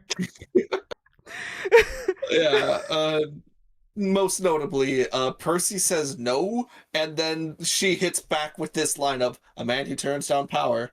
That's not very Roman of you."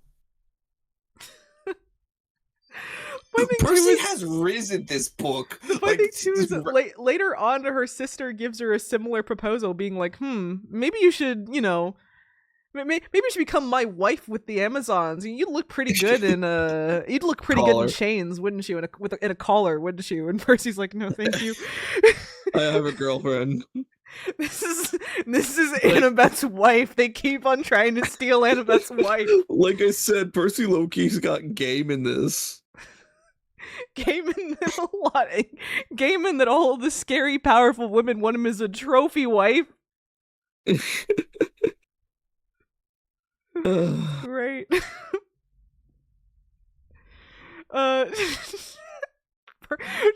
Percy has big wife energy. The funny he is thing, born to be a wife. I'm gonna say so. I feel like you guys would take this normally. I feel like if anyone comes across this and is like, they might be shocked by this. Percy might be like, so I think everyone agrees. Most people agree, right? Persebeth, best ship in in that you could have with Percy. Like people ship Percy with like everyone at some point, but like everyone comes back to Persebeth eventually. Yeah, he is like, I think I've come across like multiple fics in which they will do Mpreg with Percy, but he's still with Annabeth. And I'm like, yeah, that's like correct. I think that's like correct. It's like, oh yeah, no, she gets him pregnant. I think we're all like pretty sure about that.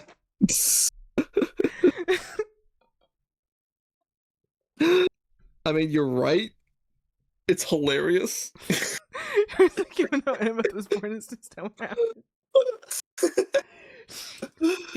She gets him pregnant. We know this is how it's gonna go. She thinks it into existence, just like how Athena thought her into existence. They're gonna retire in New Rome. She's gonna like go to college and become like an architect and make like $1 million. Just be a super successful businesswoman. She's gonna come back to her just she's gonna decadent, come back to her wife, gorgeous Percy. House husband Percy. He is going to be baking blue pastries. And they're going to be so happy. They're going to be so happy. The happiest couple on earth. The happiest couple this side of the Tiber. So listen, my man, just please stop. Just stop putting Percy in pain. Please, this is what he deserves. Okay, but hear me out. It's funny. Okay. Chapter 6. Yeah, they get the 16? boats. Oh, no. Before the boat, Octavian gives a prophecy that I think is funny. Oh, okay. Octavian's prophecy. Grave omens and hard times ahead, but the camp would be saved by an unexpected hero whose initials were probably OCTAVIAN.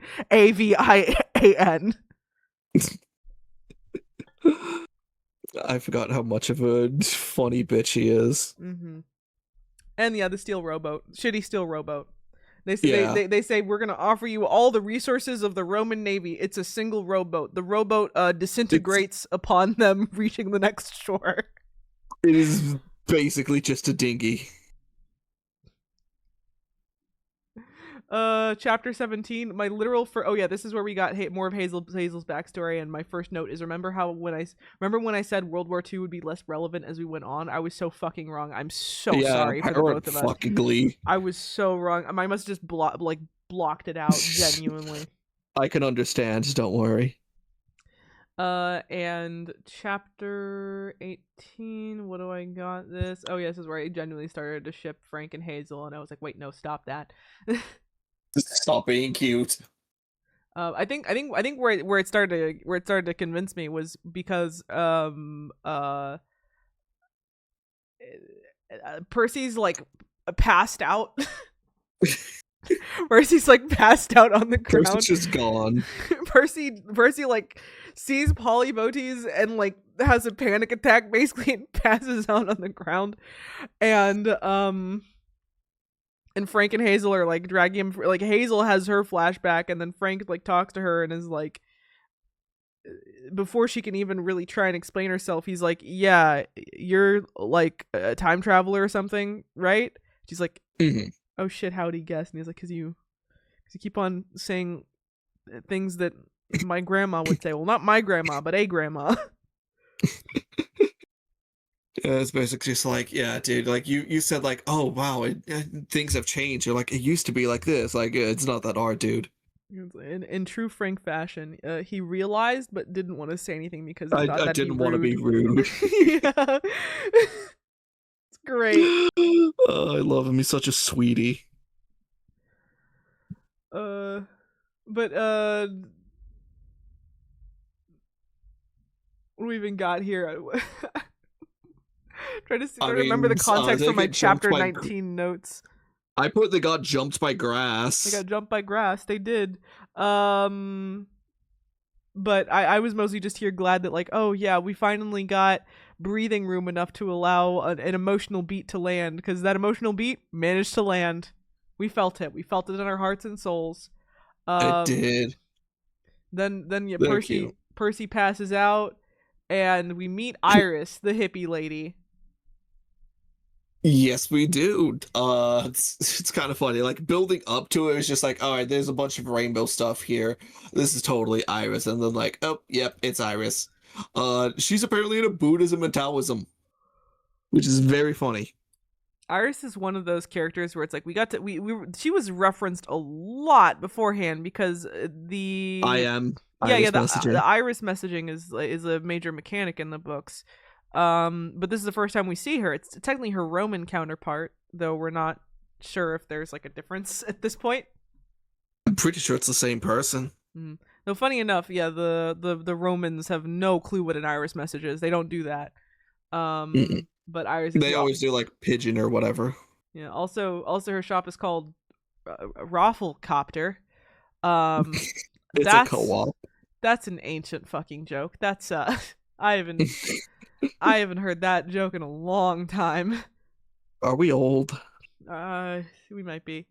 I'm not even sure if I can tell you if I remember what it meant. It was just a thing we said.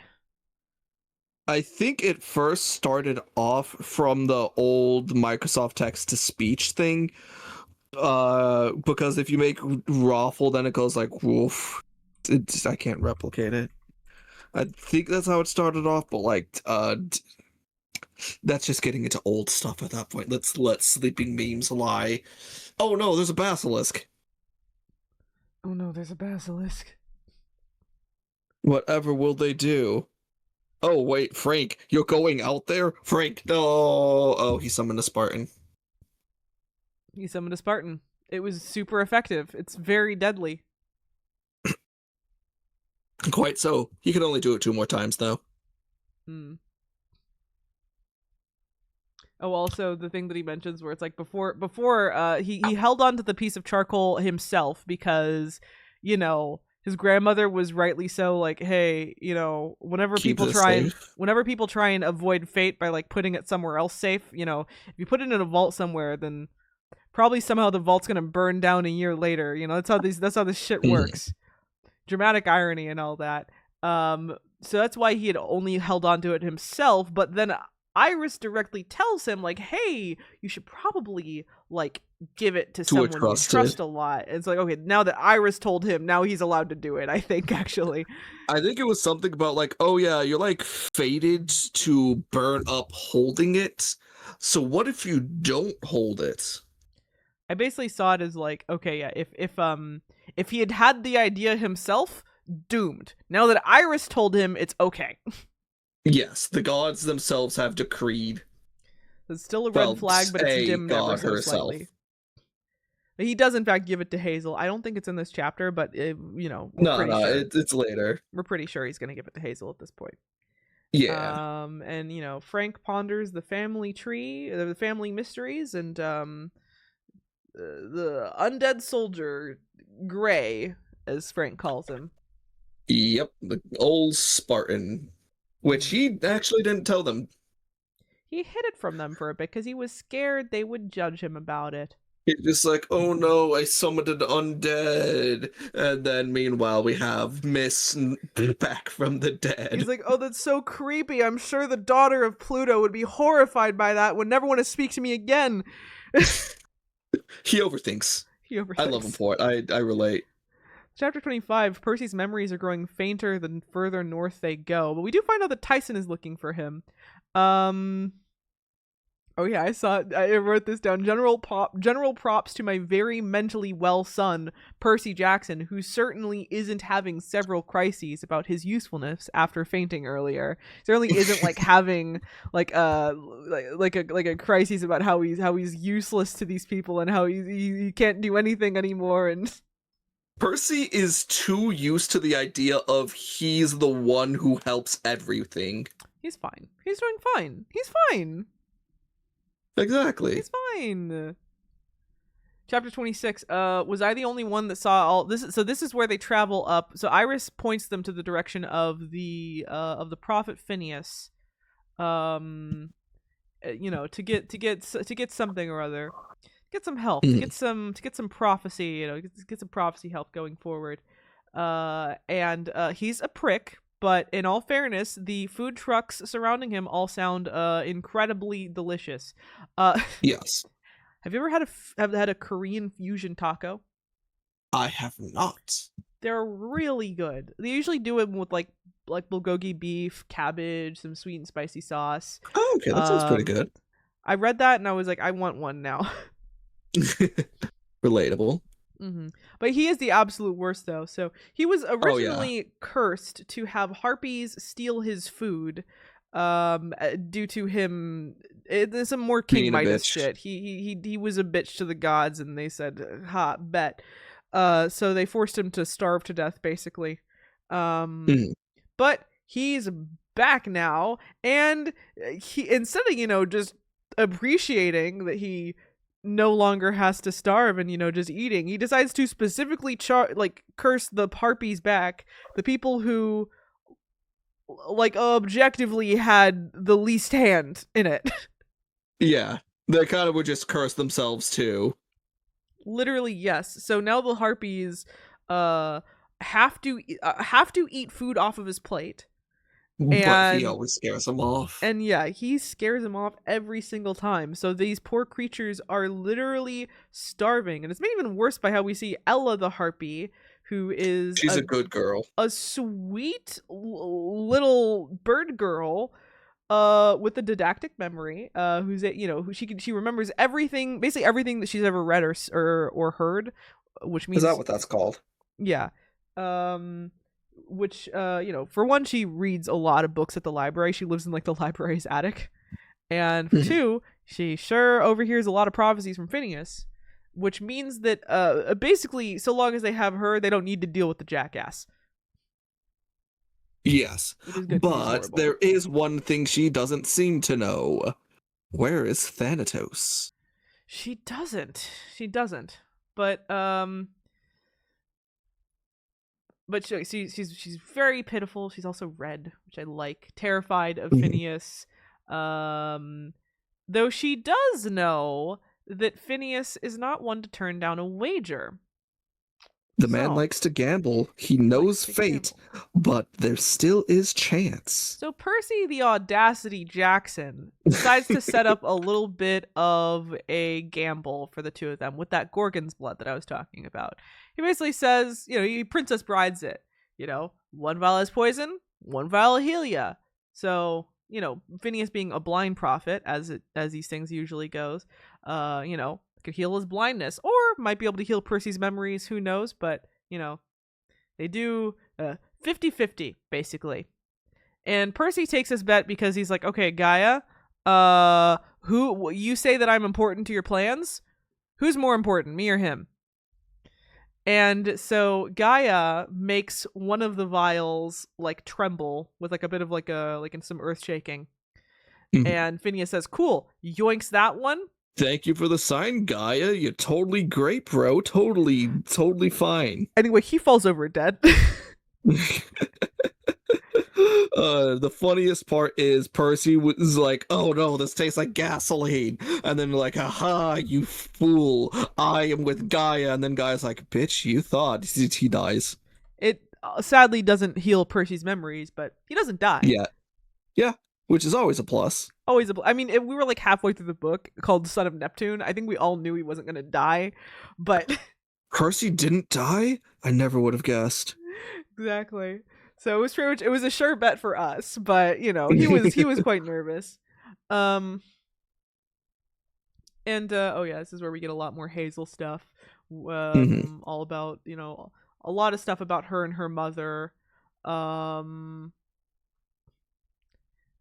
I think around chapter 30, their boat disintegrates after they put it through all that stress. It was just a little dinghy, and it just I think literally Percy says like, "Oh yeah, I've been trying to hold it together for the last like few miles." Though they like really quickly get all their stuff off the boat, and then it just sinks down under the sea.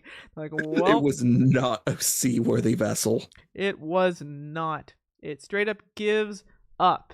And they wind up right over at the Amazonians, who apparently are also the company Amazon, which I think we were both a little upset at. Yeah, I remember saying something along the lines of, "I can excuse the male slaves, but not the capitalism." I guess this is while Amazon was still a relatively new thing. So, this is before I think now we kind of see like, oh yeah, no, they shouldn't. This is they're on the list of evil mega corporations alongside like, your Googles and your Facebooks and all that. But I think like back then it was they were small enough to maybe justify this reference. When did this come out? Oh gosh, I want to double check.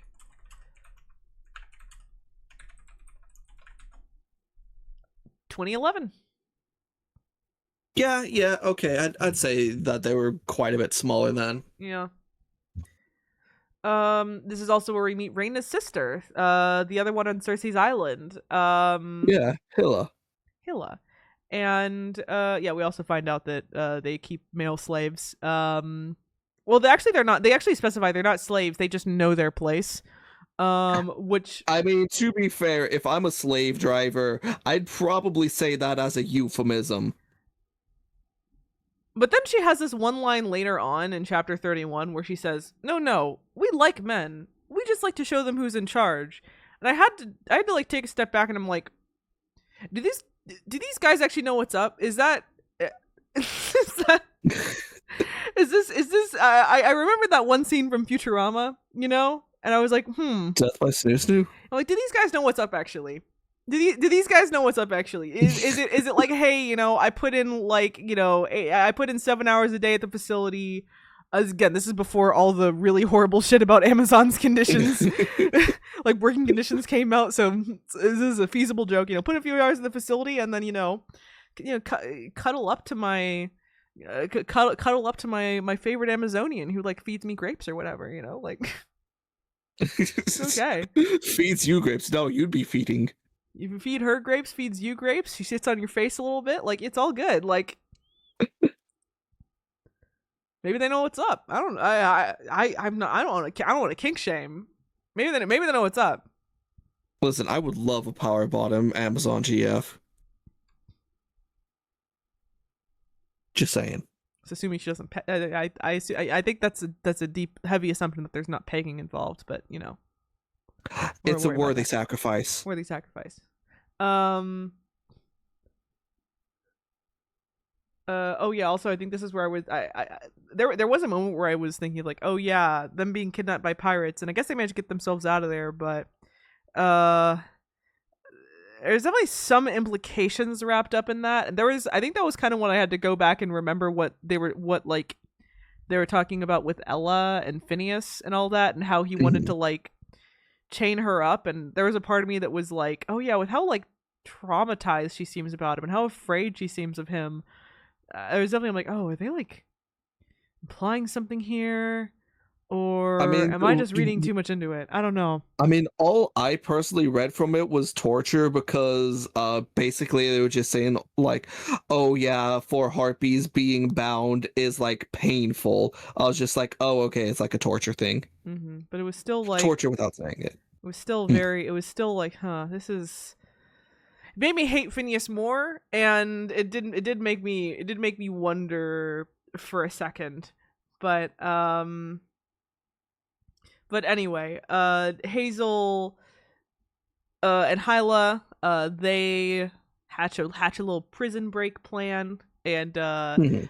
oh yeah, this is also where I saw that they have a horse. So Hazel, when she was in Alaska, saw this beautiful wild horse that was far too fast for her to ever be able to catch, and then all of a sudden she sees that exact same horse at the Amazon warehouse, in a cage. It's in a cage because it won't stop killing everyone that tries to get too close to it. It, like, I think they say like, yeah, last person who tried to feed it like lost their arm. Yes. Very non-tame horse. They don't know what to do with it. And it is in fact the same horse. It's like an immortal horse named Arion, who is a son of Neptune. It's just how Neptune It's just the way Poseidon horses rolls. go. Yeah. And it is incredibly fast, and can even go so fast that it can run across the water. And The Jesus horse. Hazel says it takes one look at more Sonic than Jesus, and that he's just going so fast it's not, Surface tension and all that. Yeah. Hazel takes one look at it and I says, just want to make the joke. Hazel takes one look at it and says, "Guess what? I'm a horse girl now." She's always been a horse girl because she had the cavalry weapon because she wanted to be a horse girl, but now she's like, finally, I can actually be a horse girl. Yes, my destiny. Note, at the camp, she was also teased about being a horse girl. She was. They do not like Cav. They don't like horse girls. Horrible, dystopian, honestly. And so yeah, because the horse only eats gold and isn't affected by her curse, has absolutely no problem keeping him very well and happily fed, and he likes her immediately. And in this case too, one of the reasons why Hyla, the Amazonian queen, decides to, because at first she just like imprisons Frank and Percy, right? We find out that there's some intrigue, there's some political intrigue going on with the Amazonians, that the old queen is basically like, let me see, what did I write down her name here? I don't think so. So the original Amazonian queen, literally the first one, has come back from the dead, and she would rather that they all just join Gaia because she doesn't particularly like the Romans. Traditionally, the Amazonians and the Romans seem to not get along very well. Not at all. So the original queen just wants her power back, wants to take the throne back, and wants them to join Gaia.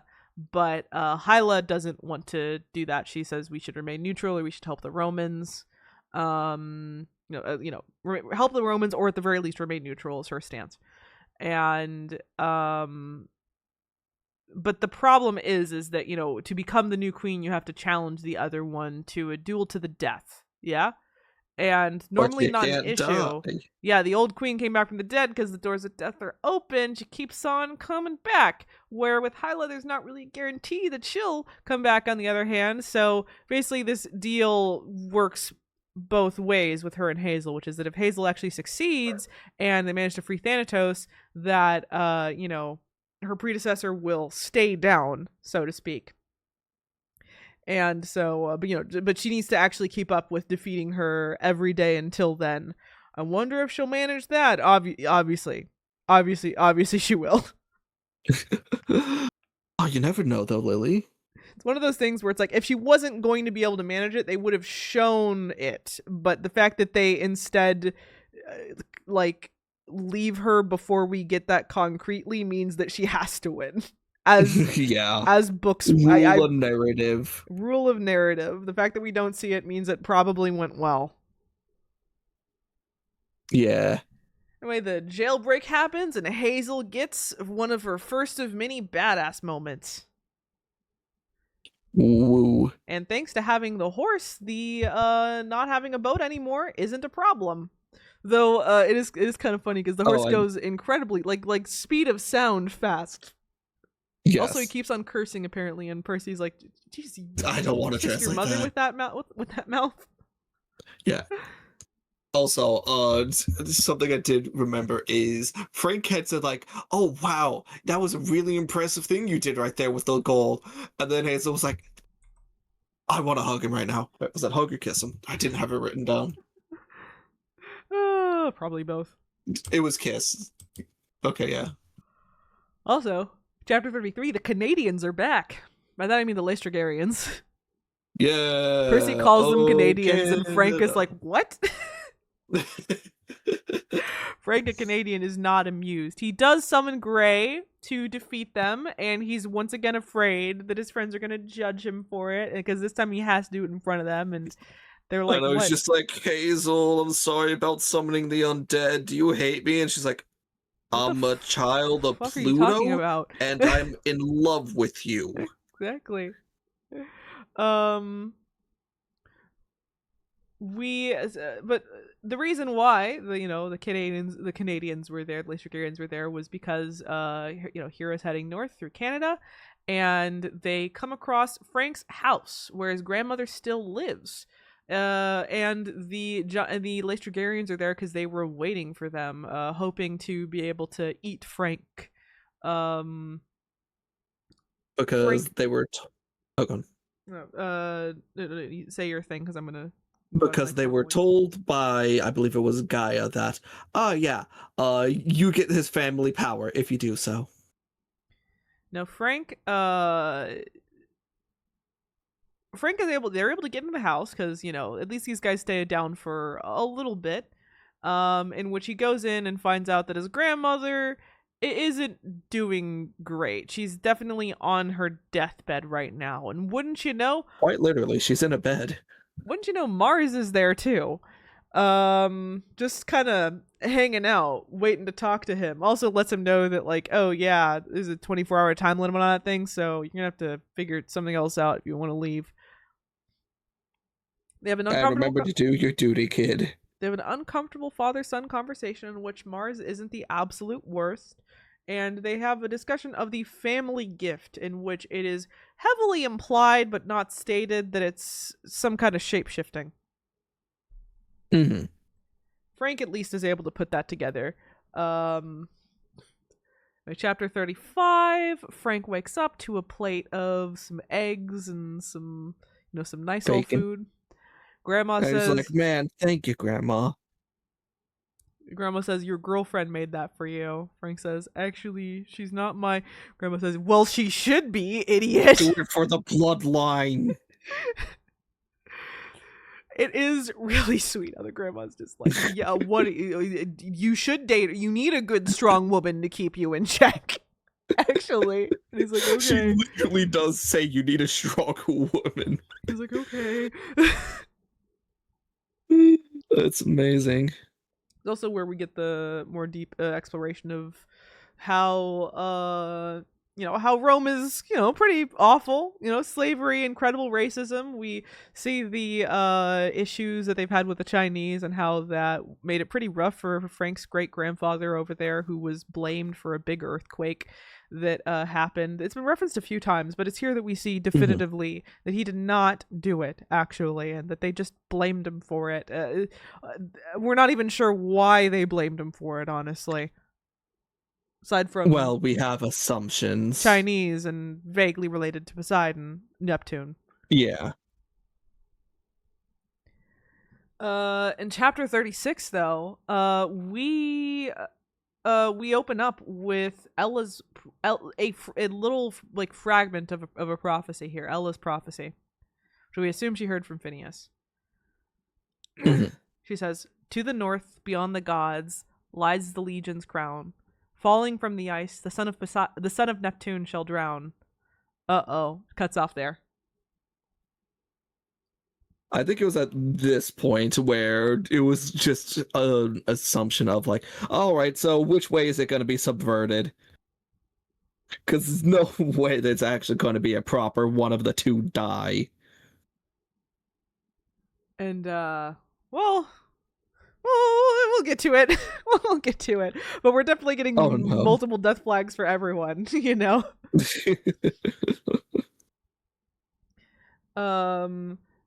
But yeah, okay. We all knew, you know, Hazel and Percy were impressed by what Frank did with Gray, but you know, Frank is self-conscious until in this chapter. They're like, "What? No, that was cool. Shut up." A bit more prophecy though. Wisdom's daughter walks alone. The mark of Athena burns through Rome. Wouldn't you know what the next book in the series is called?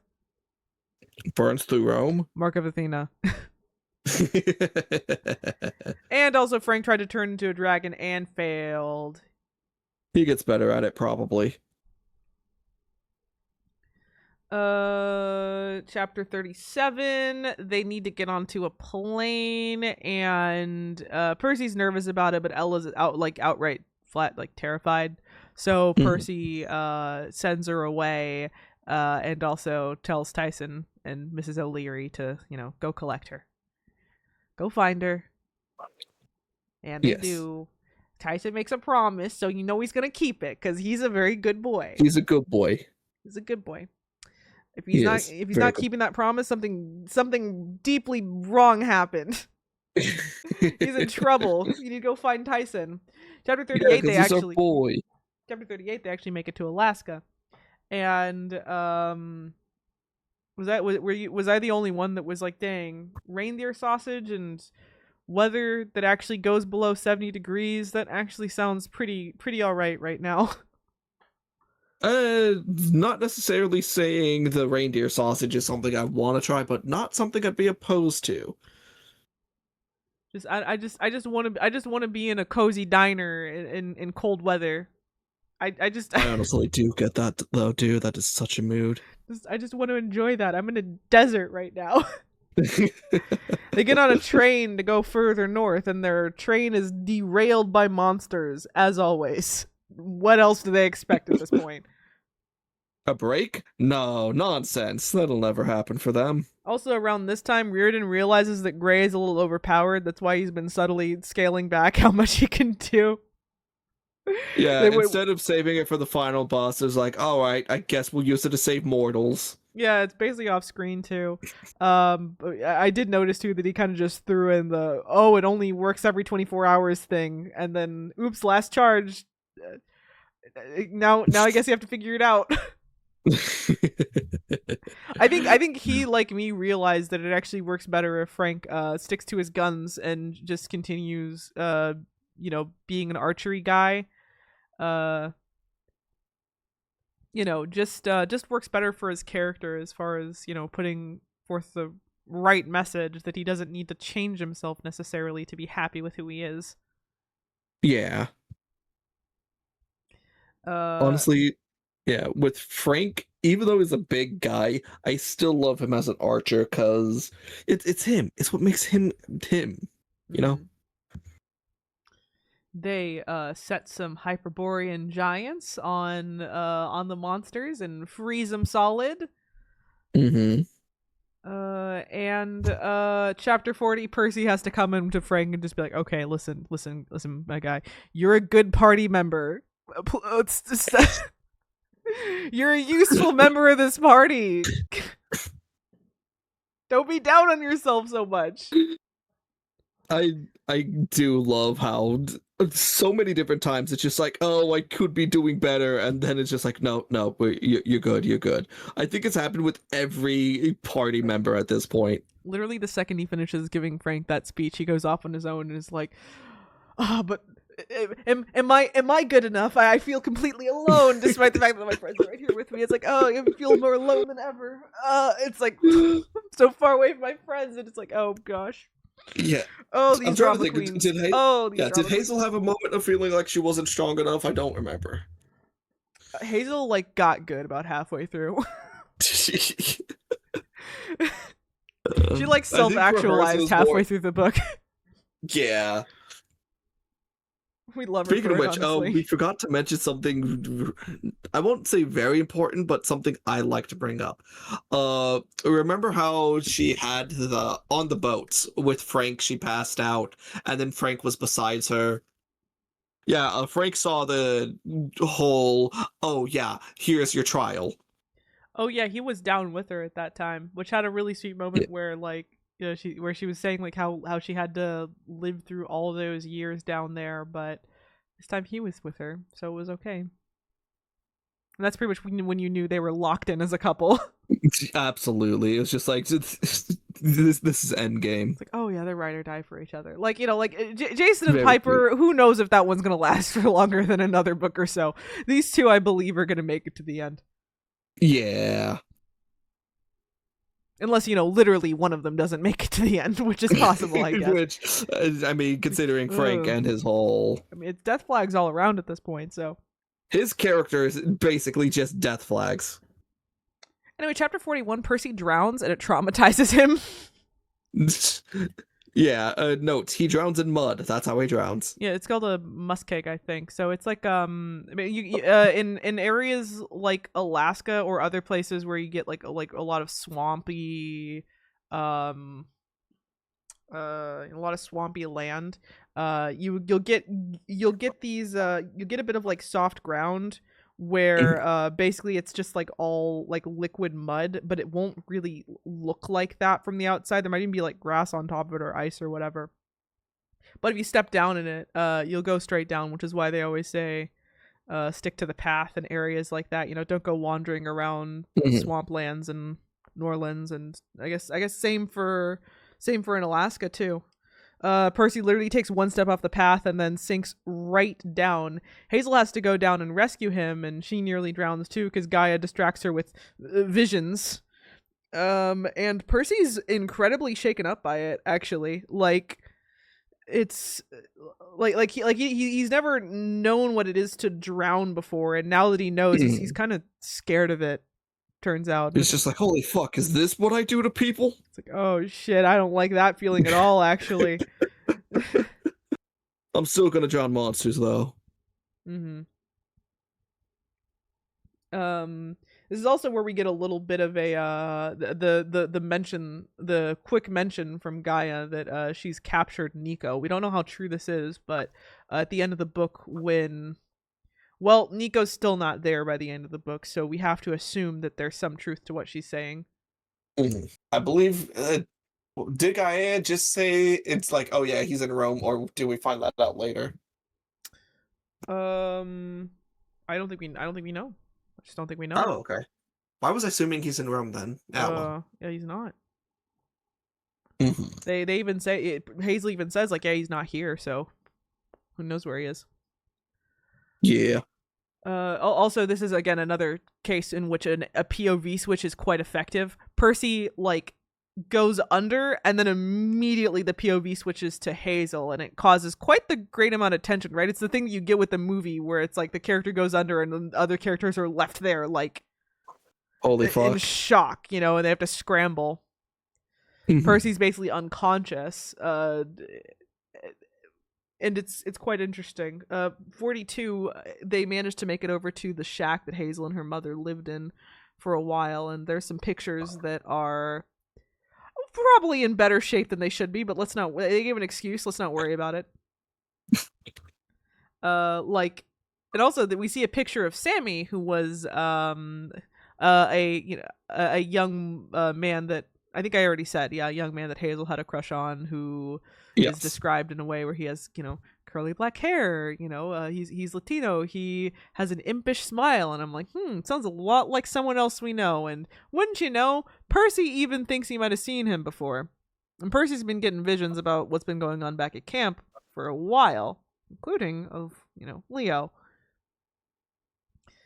So this is basically where I was like, yeah, that plot line, I remember that. Okay. Mm-hmm. I'll keep it vague for now, because they don't even by the end they don't even say anything too concrete. aside from a confirmation that, like, I think, yeah, I can just say it. Yes, eventually Yeah. Hazel actually does see a picture of Leo, like a video that they send to basically as their like message to say like, hey, we're coming by really soon, and she sees Leo and she like gasps out loud and she's like, that's Sammy, That's that's Sammy, Sammy. and you find out Sammy's last name is Valdez, Leo's last name. Ba-dum bum ba-dum bum. Bum. uh but aside from that, though, chapter 42, we get more Percy depression. He's definitely not deeply traumatized by what had just happened, and he's like shivering and cold. He's so deeply pathetic in this. It's very deeply Very pathetic, wet dog. affectionate, very, very, very wet dog energy. You just want to wrap him up in a blanket and just be like, it's okay, it's okay. Mhm. Just like, oh gosh, my poor baby. When I say that fans of the series like to see him suffer, this is Dude, no, I relate. I'm now a fan of the series. you're no fan of the series and you're like, yes, Yes, he suffer, must suffer. good, suffer for my Suffer for our amusement, suffer for the amusement. character development, It builds character. I suffer mean, for the not really, drama, but builds drama more like. yes. It's like that feeling we get. What's that feeling we got when we see like Alistair in the New Hazbin Hotel episode, all like tied up and trussed up by Vox, and we're like, yes, yes, This is good, perfect. good.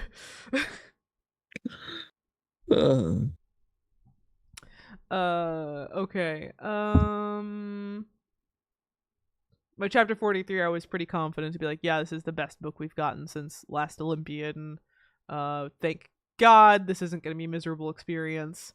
And they make it, but most importantly though, they make it to the glacier, find Thanatos, and yeah, obviously they have an it's, ambush. Like obviously yeah, there's of an course. ambush waiting for them. They were even saying, like, yeah, this is clearly an ambush, but, like, what other options do we have? None. They have none. They're waiting for them. They have all eyes on Thanatos. They can't. Annabeth isn't here with their invisibility cap. They can't stealth their way out of this. Mhm. Yeah. Oh, and note, it is also a Roman-style camp looking place. It is. Also, other note, Thanatos is described as being incredibly attractive, an attractive, angelic-looking, dark-skinned Adonis. Love him This for that. is incredibly true. Like, it's more true than... Because, like, they're literally just like, oh, yeah, related to the god of love, gets confused all the time. I mentally casted him as an attractive Afro-Latino man. I hope you appreciate that. I'm okay with that. I didn't mentally cast him as anything. I just thought, like, well, he is him. Here's a little note I'll make. I sometimes Yeah. get slightly irritated at the way that darker skin tones can get described in books, mostly by white writers, but some of y'all colored writers too. Fuck. You'll get some people, like, I think they described his skin tone as being the color of teak wood. And I had to pause and just be like, what does that mean? Hazel's gets described as being the color of coffee beans, and I'm just like, can we just call a character black? God damn it. They do tend to dance around it for who knows why. Just call a character black. Can we just do that? Please, please. I'll even take Afro-American. I don't know, just, this is, I think the frustration with this sometimes too is that, like, I think black people have ways that we describe different types of black skin tones. You get, like, and I think the problem is that is it a lot of outsiders don't quite understand it, right? So you have, like, a light skinned black man versus a dark skinned black man, and I think that I don't think that a lot of non-black writers appreciate the difference of that, or how to even get that across well. They I feel was like going to it's say, too even recognize the vague, difference. or yeah, right. I think that's the thing where it's like, I think with a black reader, you'd be like, okay, I know what that is. I know I can picture it in my brain what you're talking about here. Where it's like with the white reader, I think say light skin, black. What is that? What do you mean by that? So Just not processed. I think that's how you get this, and it's like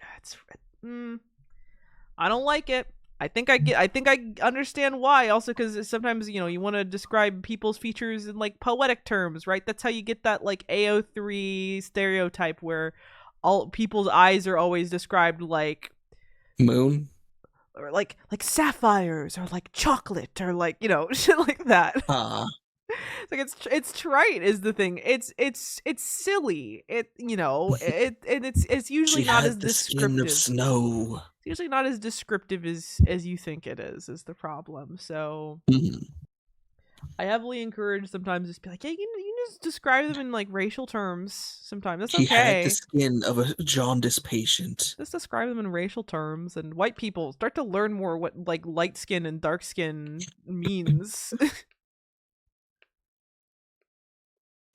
You know what? I'm just gonna make every character just have jaundice. It's gonna be mildly amusing. Sure.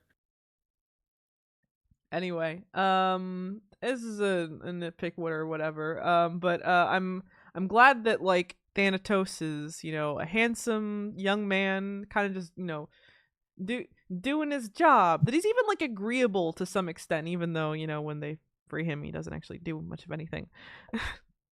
uh, Yeah, he's kind of just like, hey, man, like I only do my job, but like, hey, they die. I put this note here where it's like, yeah, let Anubis be the goth death god. Thanatos A is here guy to doing his job. Thanatos is here to punish the wicked, give the righteous comfort, and clock in for his 9 to 5. It's as we've said before, he's just a guy doing his job. In my brain, the absolute gothiest you can make him is like is how he gets in like Super Giant games Hades. It's like, yeah, it's like he's goth in that all the characters there are a little goth. So when everyone's goth, no one No is. one's goth. Thank you, Syndrome. Thank you, Syndrome. He's so he's like a little gothy. He's got the white hair and all that, but it's like he's not really. He's kind of just like a well behaved lad. So a well behaved lad that tops the shit out of Zagreus or whatever.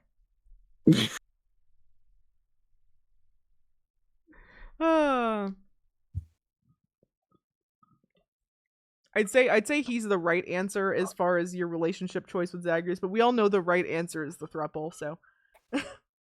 Oh, of course, I say not knowing the game. Zagreus gets with Thanatos, god of death, handsome young man clocking in for his 9 to 5, and Dami Mommy Megara the Fury. Oh, I can understand now then. Yeah. Anyway. They Oh god. Okay, so Thanatos reminds them that death isn't fair, it just is. That, yeah, maybe he might have to take Hazel back if they free him, but they don't really have time to worry about that yet. And also, I guess the only thing that's going to free him and melt his chains is some magical fire. What's that bit of charcoal you have there? The funny thing is, he's just like, oh yeah, the only thing that'll free me from my chains is the fire of life. And like, he's told like, hey, can you stop being poetic and just tell us? I'm not saying a riddle. The charcoal. Use the charcoal. He's literally just like, I'm not saying a riddle. You know what you have to do. Charcoal. Frank makes the decision to light that stick up, and the stick is then described as being much longer than I think I assumed it was in my head, because Frank uses up a lot of the stick until he says it's a little less than the length of a candy bar. And but it doesn't, he manages to not use all of it up. He uses most of it, but now Thanatos is free and Frank is still alive. Frank has passed the test and has managed to not die at the end of this book. Yay! We still have a few more books. We'll see how he survives. And he also uses his power. He's a shapeshifter. Yay! And Percy turned into like an eagle and bear. And Percy sends himself over the edge with the glacier he broke. Less yay. Yeah, but we get the funny line. We do. So yeah, chapter 47, Thanatos is free. They do their fight. They managed to like knock Alcyonius unconscious and drag him out of Alaska on like the back of the chariot. It's funny. Literally just drag him across state lines. They take him out because he can't die within on his Domain, which is within his Alaska. domain because he was reborn there. Also, Thanatos calls the doors of death the doors of me. And Thanatos has some shockingly cute moments, what cheeky moments. he does. He tells Hazel, it's like, well, you're not on my list, so I guess you're free. And Hazel's like, wait, really? He says, oh, I guess I could Do you want to call my appeal that? boss, but they're like, no. He's like, okay. No, just saying it as an option. Just trying to be a good worker and do my job.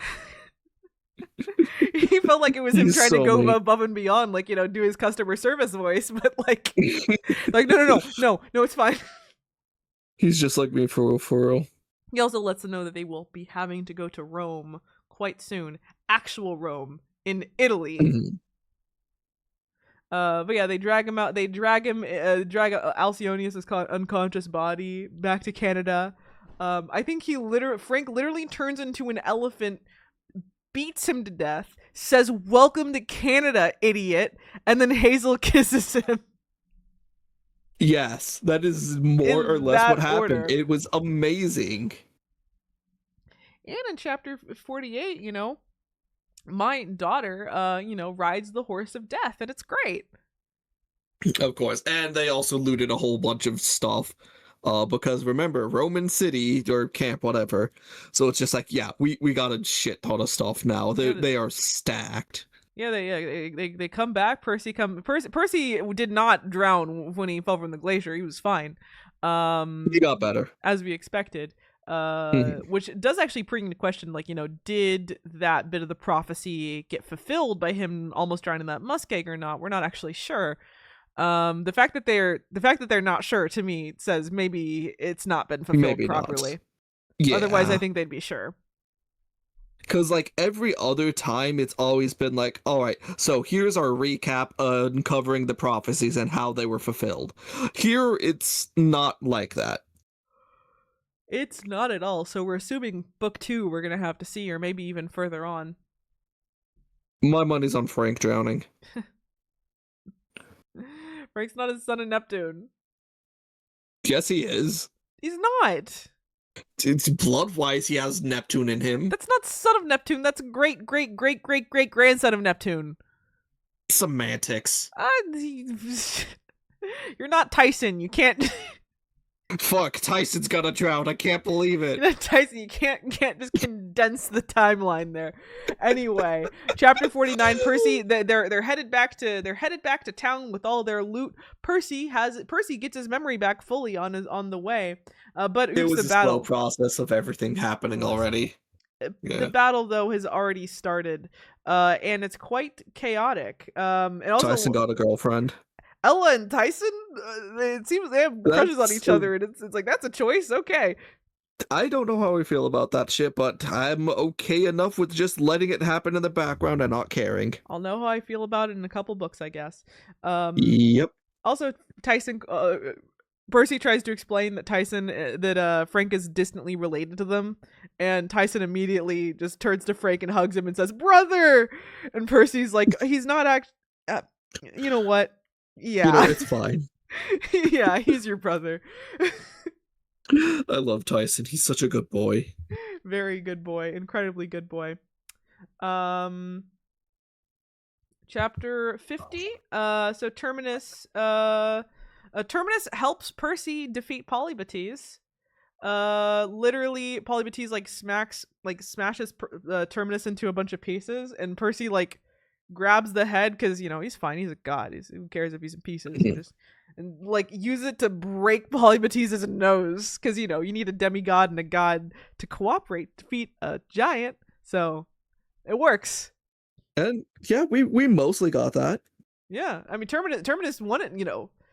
Terminus Yeah, was a he had already willing. agreed. Yeah, Terminus was willing in that. He was very excited to kick Polybatissa's ass after he disrespected the rules and smashed him to bits. So he's like, "Fuck yeah!" Literally, he was just like, ugh. Yeah, literally, he was like, nah, Percy, I'm not going to do anything. I'm just going to keep standing at my post to enforce the rules. Percy Matadors Polybus into the area and is like, you broke the rules. Percy, help me kill him. It's really good. I love it. It's very tongue-in-cheek. Oh yeah, this is those two lines that we mentioned before. Percy, of Hyla's offer, the Amazonian Queen's offer to him, saying, "Well, I think you'd look great in an iron collar and orange jumpsuit," and also Percy getting the brand from being declared praetor. Great. Yeah. And Octavian embraced him and whispered, "I hope it hurt." He's such a bitch. Such a bitch. Why do I kind of love it, though? I think he's gonna be a lot of fun. I think he's gonna be like, what if Luke was more of like a mustache twirling schemer? I really want to see that just because, like, Luke, he was fine and all. He was just like, yeah, Luke is he's more always doing tragic, something. yeah. But, like, this is going to be a fun villain of just like, oh, you bitch. We finally get a villain that we love to hate because now I guess Ares is put on the shelf for a bit. Don't you mean Mars? I mean Ares. Okay, yeah, in this case, you actually are right about using Ares, because, like, he's literally, like, locked up in Olympus with the rest of the gods. Yeah. And yeah, chapter 52, we get the confirmation. Leo looks exactly like Sammy Valdez. The big ship arrives, the Argo 2, and end book. Yeah. Oh, and don't forget the fact that Percy saw Juno in the dream, basically just saying like, hey, yeah, we still have a few more books, man. Don't get too comfortable. They've been talking a lot about like Percy's whole flaw there, which I made fun of before for being not a real flaw, his whole loyalty thing. But they're, if anything, now framing it more as like his whole thing with his friends makes him very predictable, very easy to manipulate from a lot of the other from this like from the perspective of a lot of his enemies. And how Frank at this point has actually multiple times been framed, and Jason to a lesser extent, as, but Frank, Mars specifically even told him that, like, yeah, okay, you're my kid. Your job here is to be able to make the kinds of hard decisions that woo-woo Percy Jackson can't handle, basically. Yeah. And so I'm here like, this book managed to be the full package of like, one, a decent continuation of the Percy Jackson series, finally getting, introducing new great characters, reintroducing old ones, and continuing their character arcs in a way that feels satisfying, giving us plenty to chew on for the future, but also feeling like we got a relatively satisfying arc with a lot of cool themes kind of put in there. And the most important thing, no character assassinations, or at least so far. No character assassinations so far. Because I think that's like gotta be one of the worst things that can happen in a continuation series, which is like, why are you acting like that? But like, no, everyone so far, well, everyone seemingly seems to be Percy and Annabeth. It's just like, okay, no, that makes sense. If anything, some guys like Mars get it a little easy compared to how they could be sometimes in the other books, but that's explained, I guess, a bit as, this is a whole new aspect of them that we haven't met before. Yeah. So yeah, I mean, I'm really looking forward to how Mark of Athena is going to go down, because Mark of Athena, I only ever got halfway through that book before I kind of started to lose interest in the series. So we're quickly approaching territory where I really only know stuff secondhand. Oh, well, this is going to be quite interesting for the both of us then. It will be. But first off, we need to finish Kane Chronicles. Yeah. So Serpent's Shadow, that, I believe that's the last one. Oh, okay. I can check. I can double check. Serpent's Shadow is, yes, it is the next book we're reading. With that, we'll finish Kane Chronicles, and then we can just, then it's just Heroes of Olympus, Heroes of Olympus, Heroes of Olympus. Mm-mm. So, Serpent's Shadow is a shorter book than Son of Neptune was girthy. Yeah, Yeah. it was Though long. not. Yeah. Even though it was long, I will say, still pretty good. It was good. I felt like it went at a pretty brisk pace. I was able to read through it pretty quickly a lot of the times. It's a page turner. Mhm. What can I say? So I had no problem on days where I had to sit down and read through like a good 20 chapters in one sitting. That wasn't an issue. Oh, I literally did that. Fun fact, viewers. Lily basically became my accountability partner for reading for a bit there. I Just did. yeah, but hey, it's a pretty good read. We both had times where we had to binge for different reasons. I know for me, a big part of why I had to take a binge was because I had to take a break from reading it for about a week or two there, because Homestuck Act 5 really caught me by surprise as far as like how much I had to get through with that. So I Yeah. actually gave myself more time with Homestuck, so I'll probably actually even finish Serpent's Shadow, and we'll have our stream about that before we even have the next Homestuck Mhm. one. Just because it's because Homestuck is such a high word count. Especially as you go forward there. So A lot more of the dialogue. giving us a good month and a half rather than the standard month we get with this one is just necessary. Um but I'm gonna try and keep a good schedule. Pace myself as usual, and I'm also, because I also want to try and get my How to Train Your Dragon video out by the end of the year. I have a goal with that. Um, but yeah, this has been fun. Son of Neptune was as good as I remember and better, honestly. Yeah. Well then, shall I give my sign off? Sign us out. Well, lurkers, chatters, here for a little, here for a while. I thank you all the same. This is Luck, powering off. And remember, everyone, lucky days.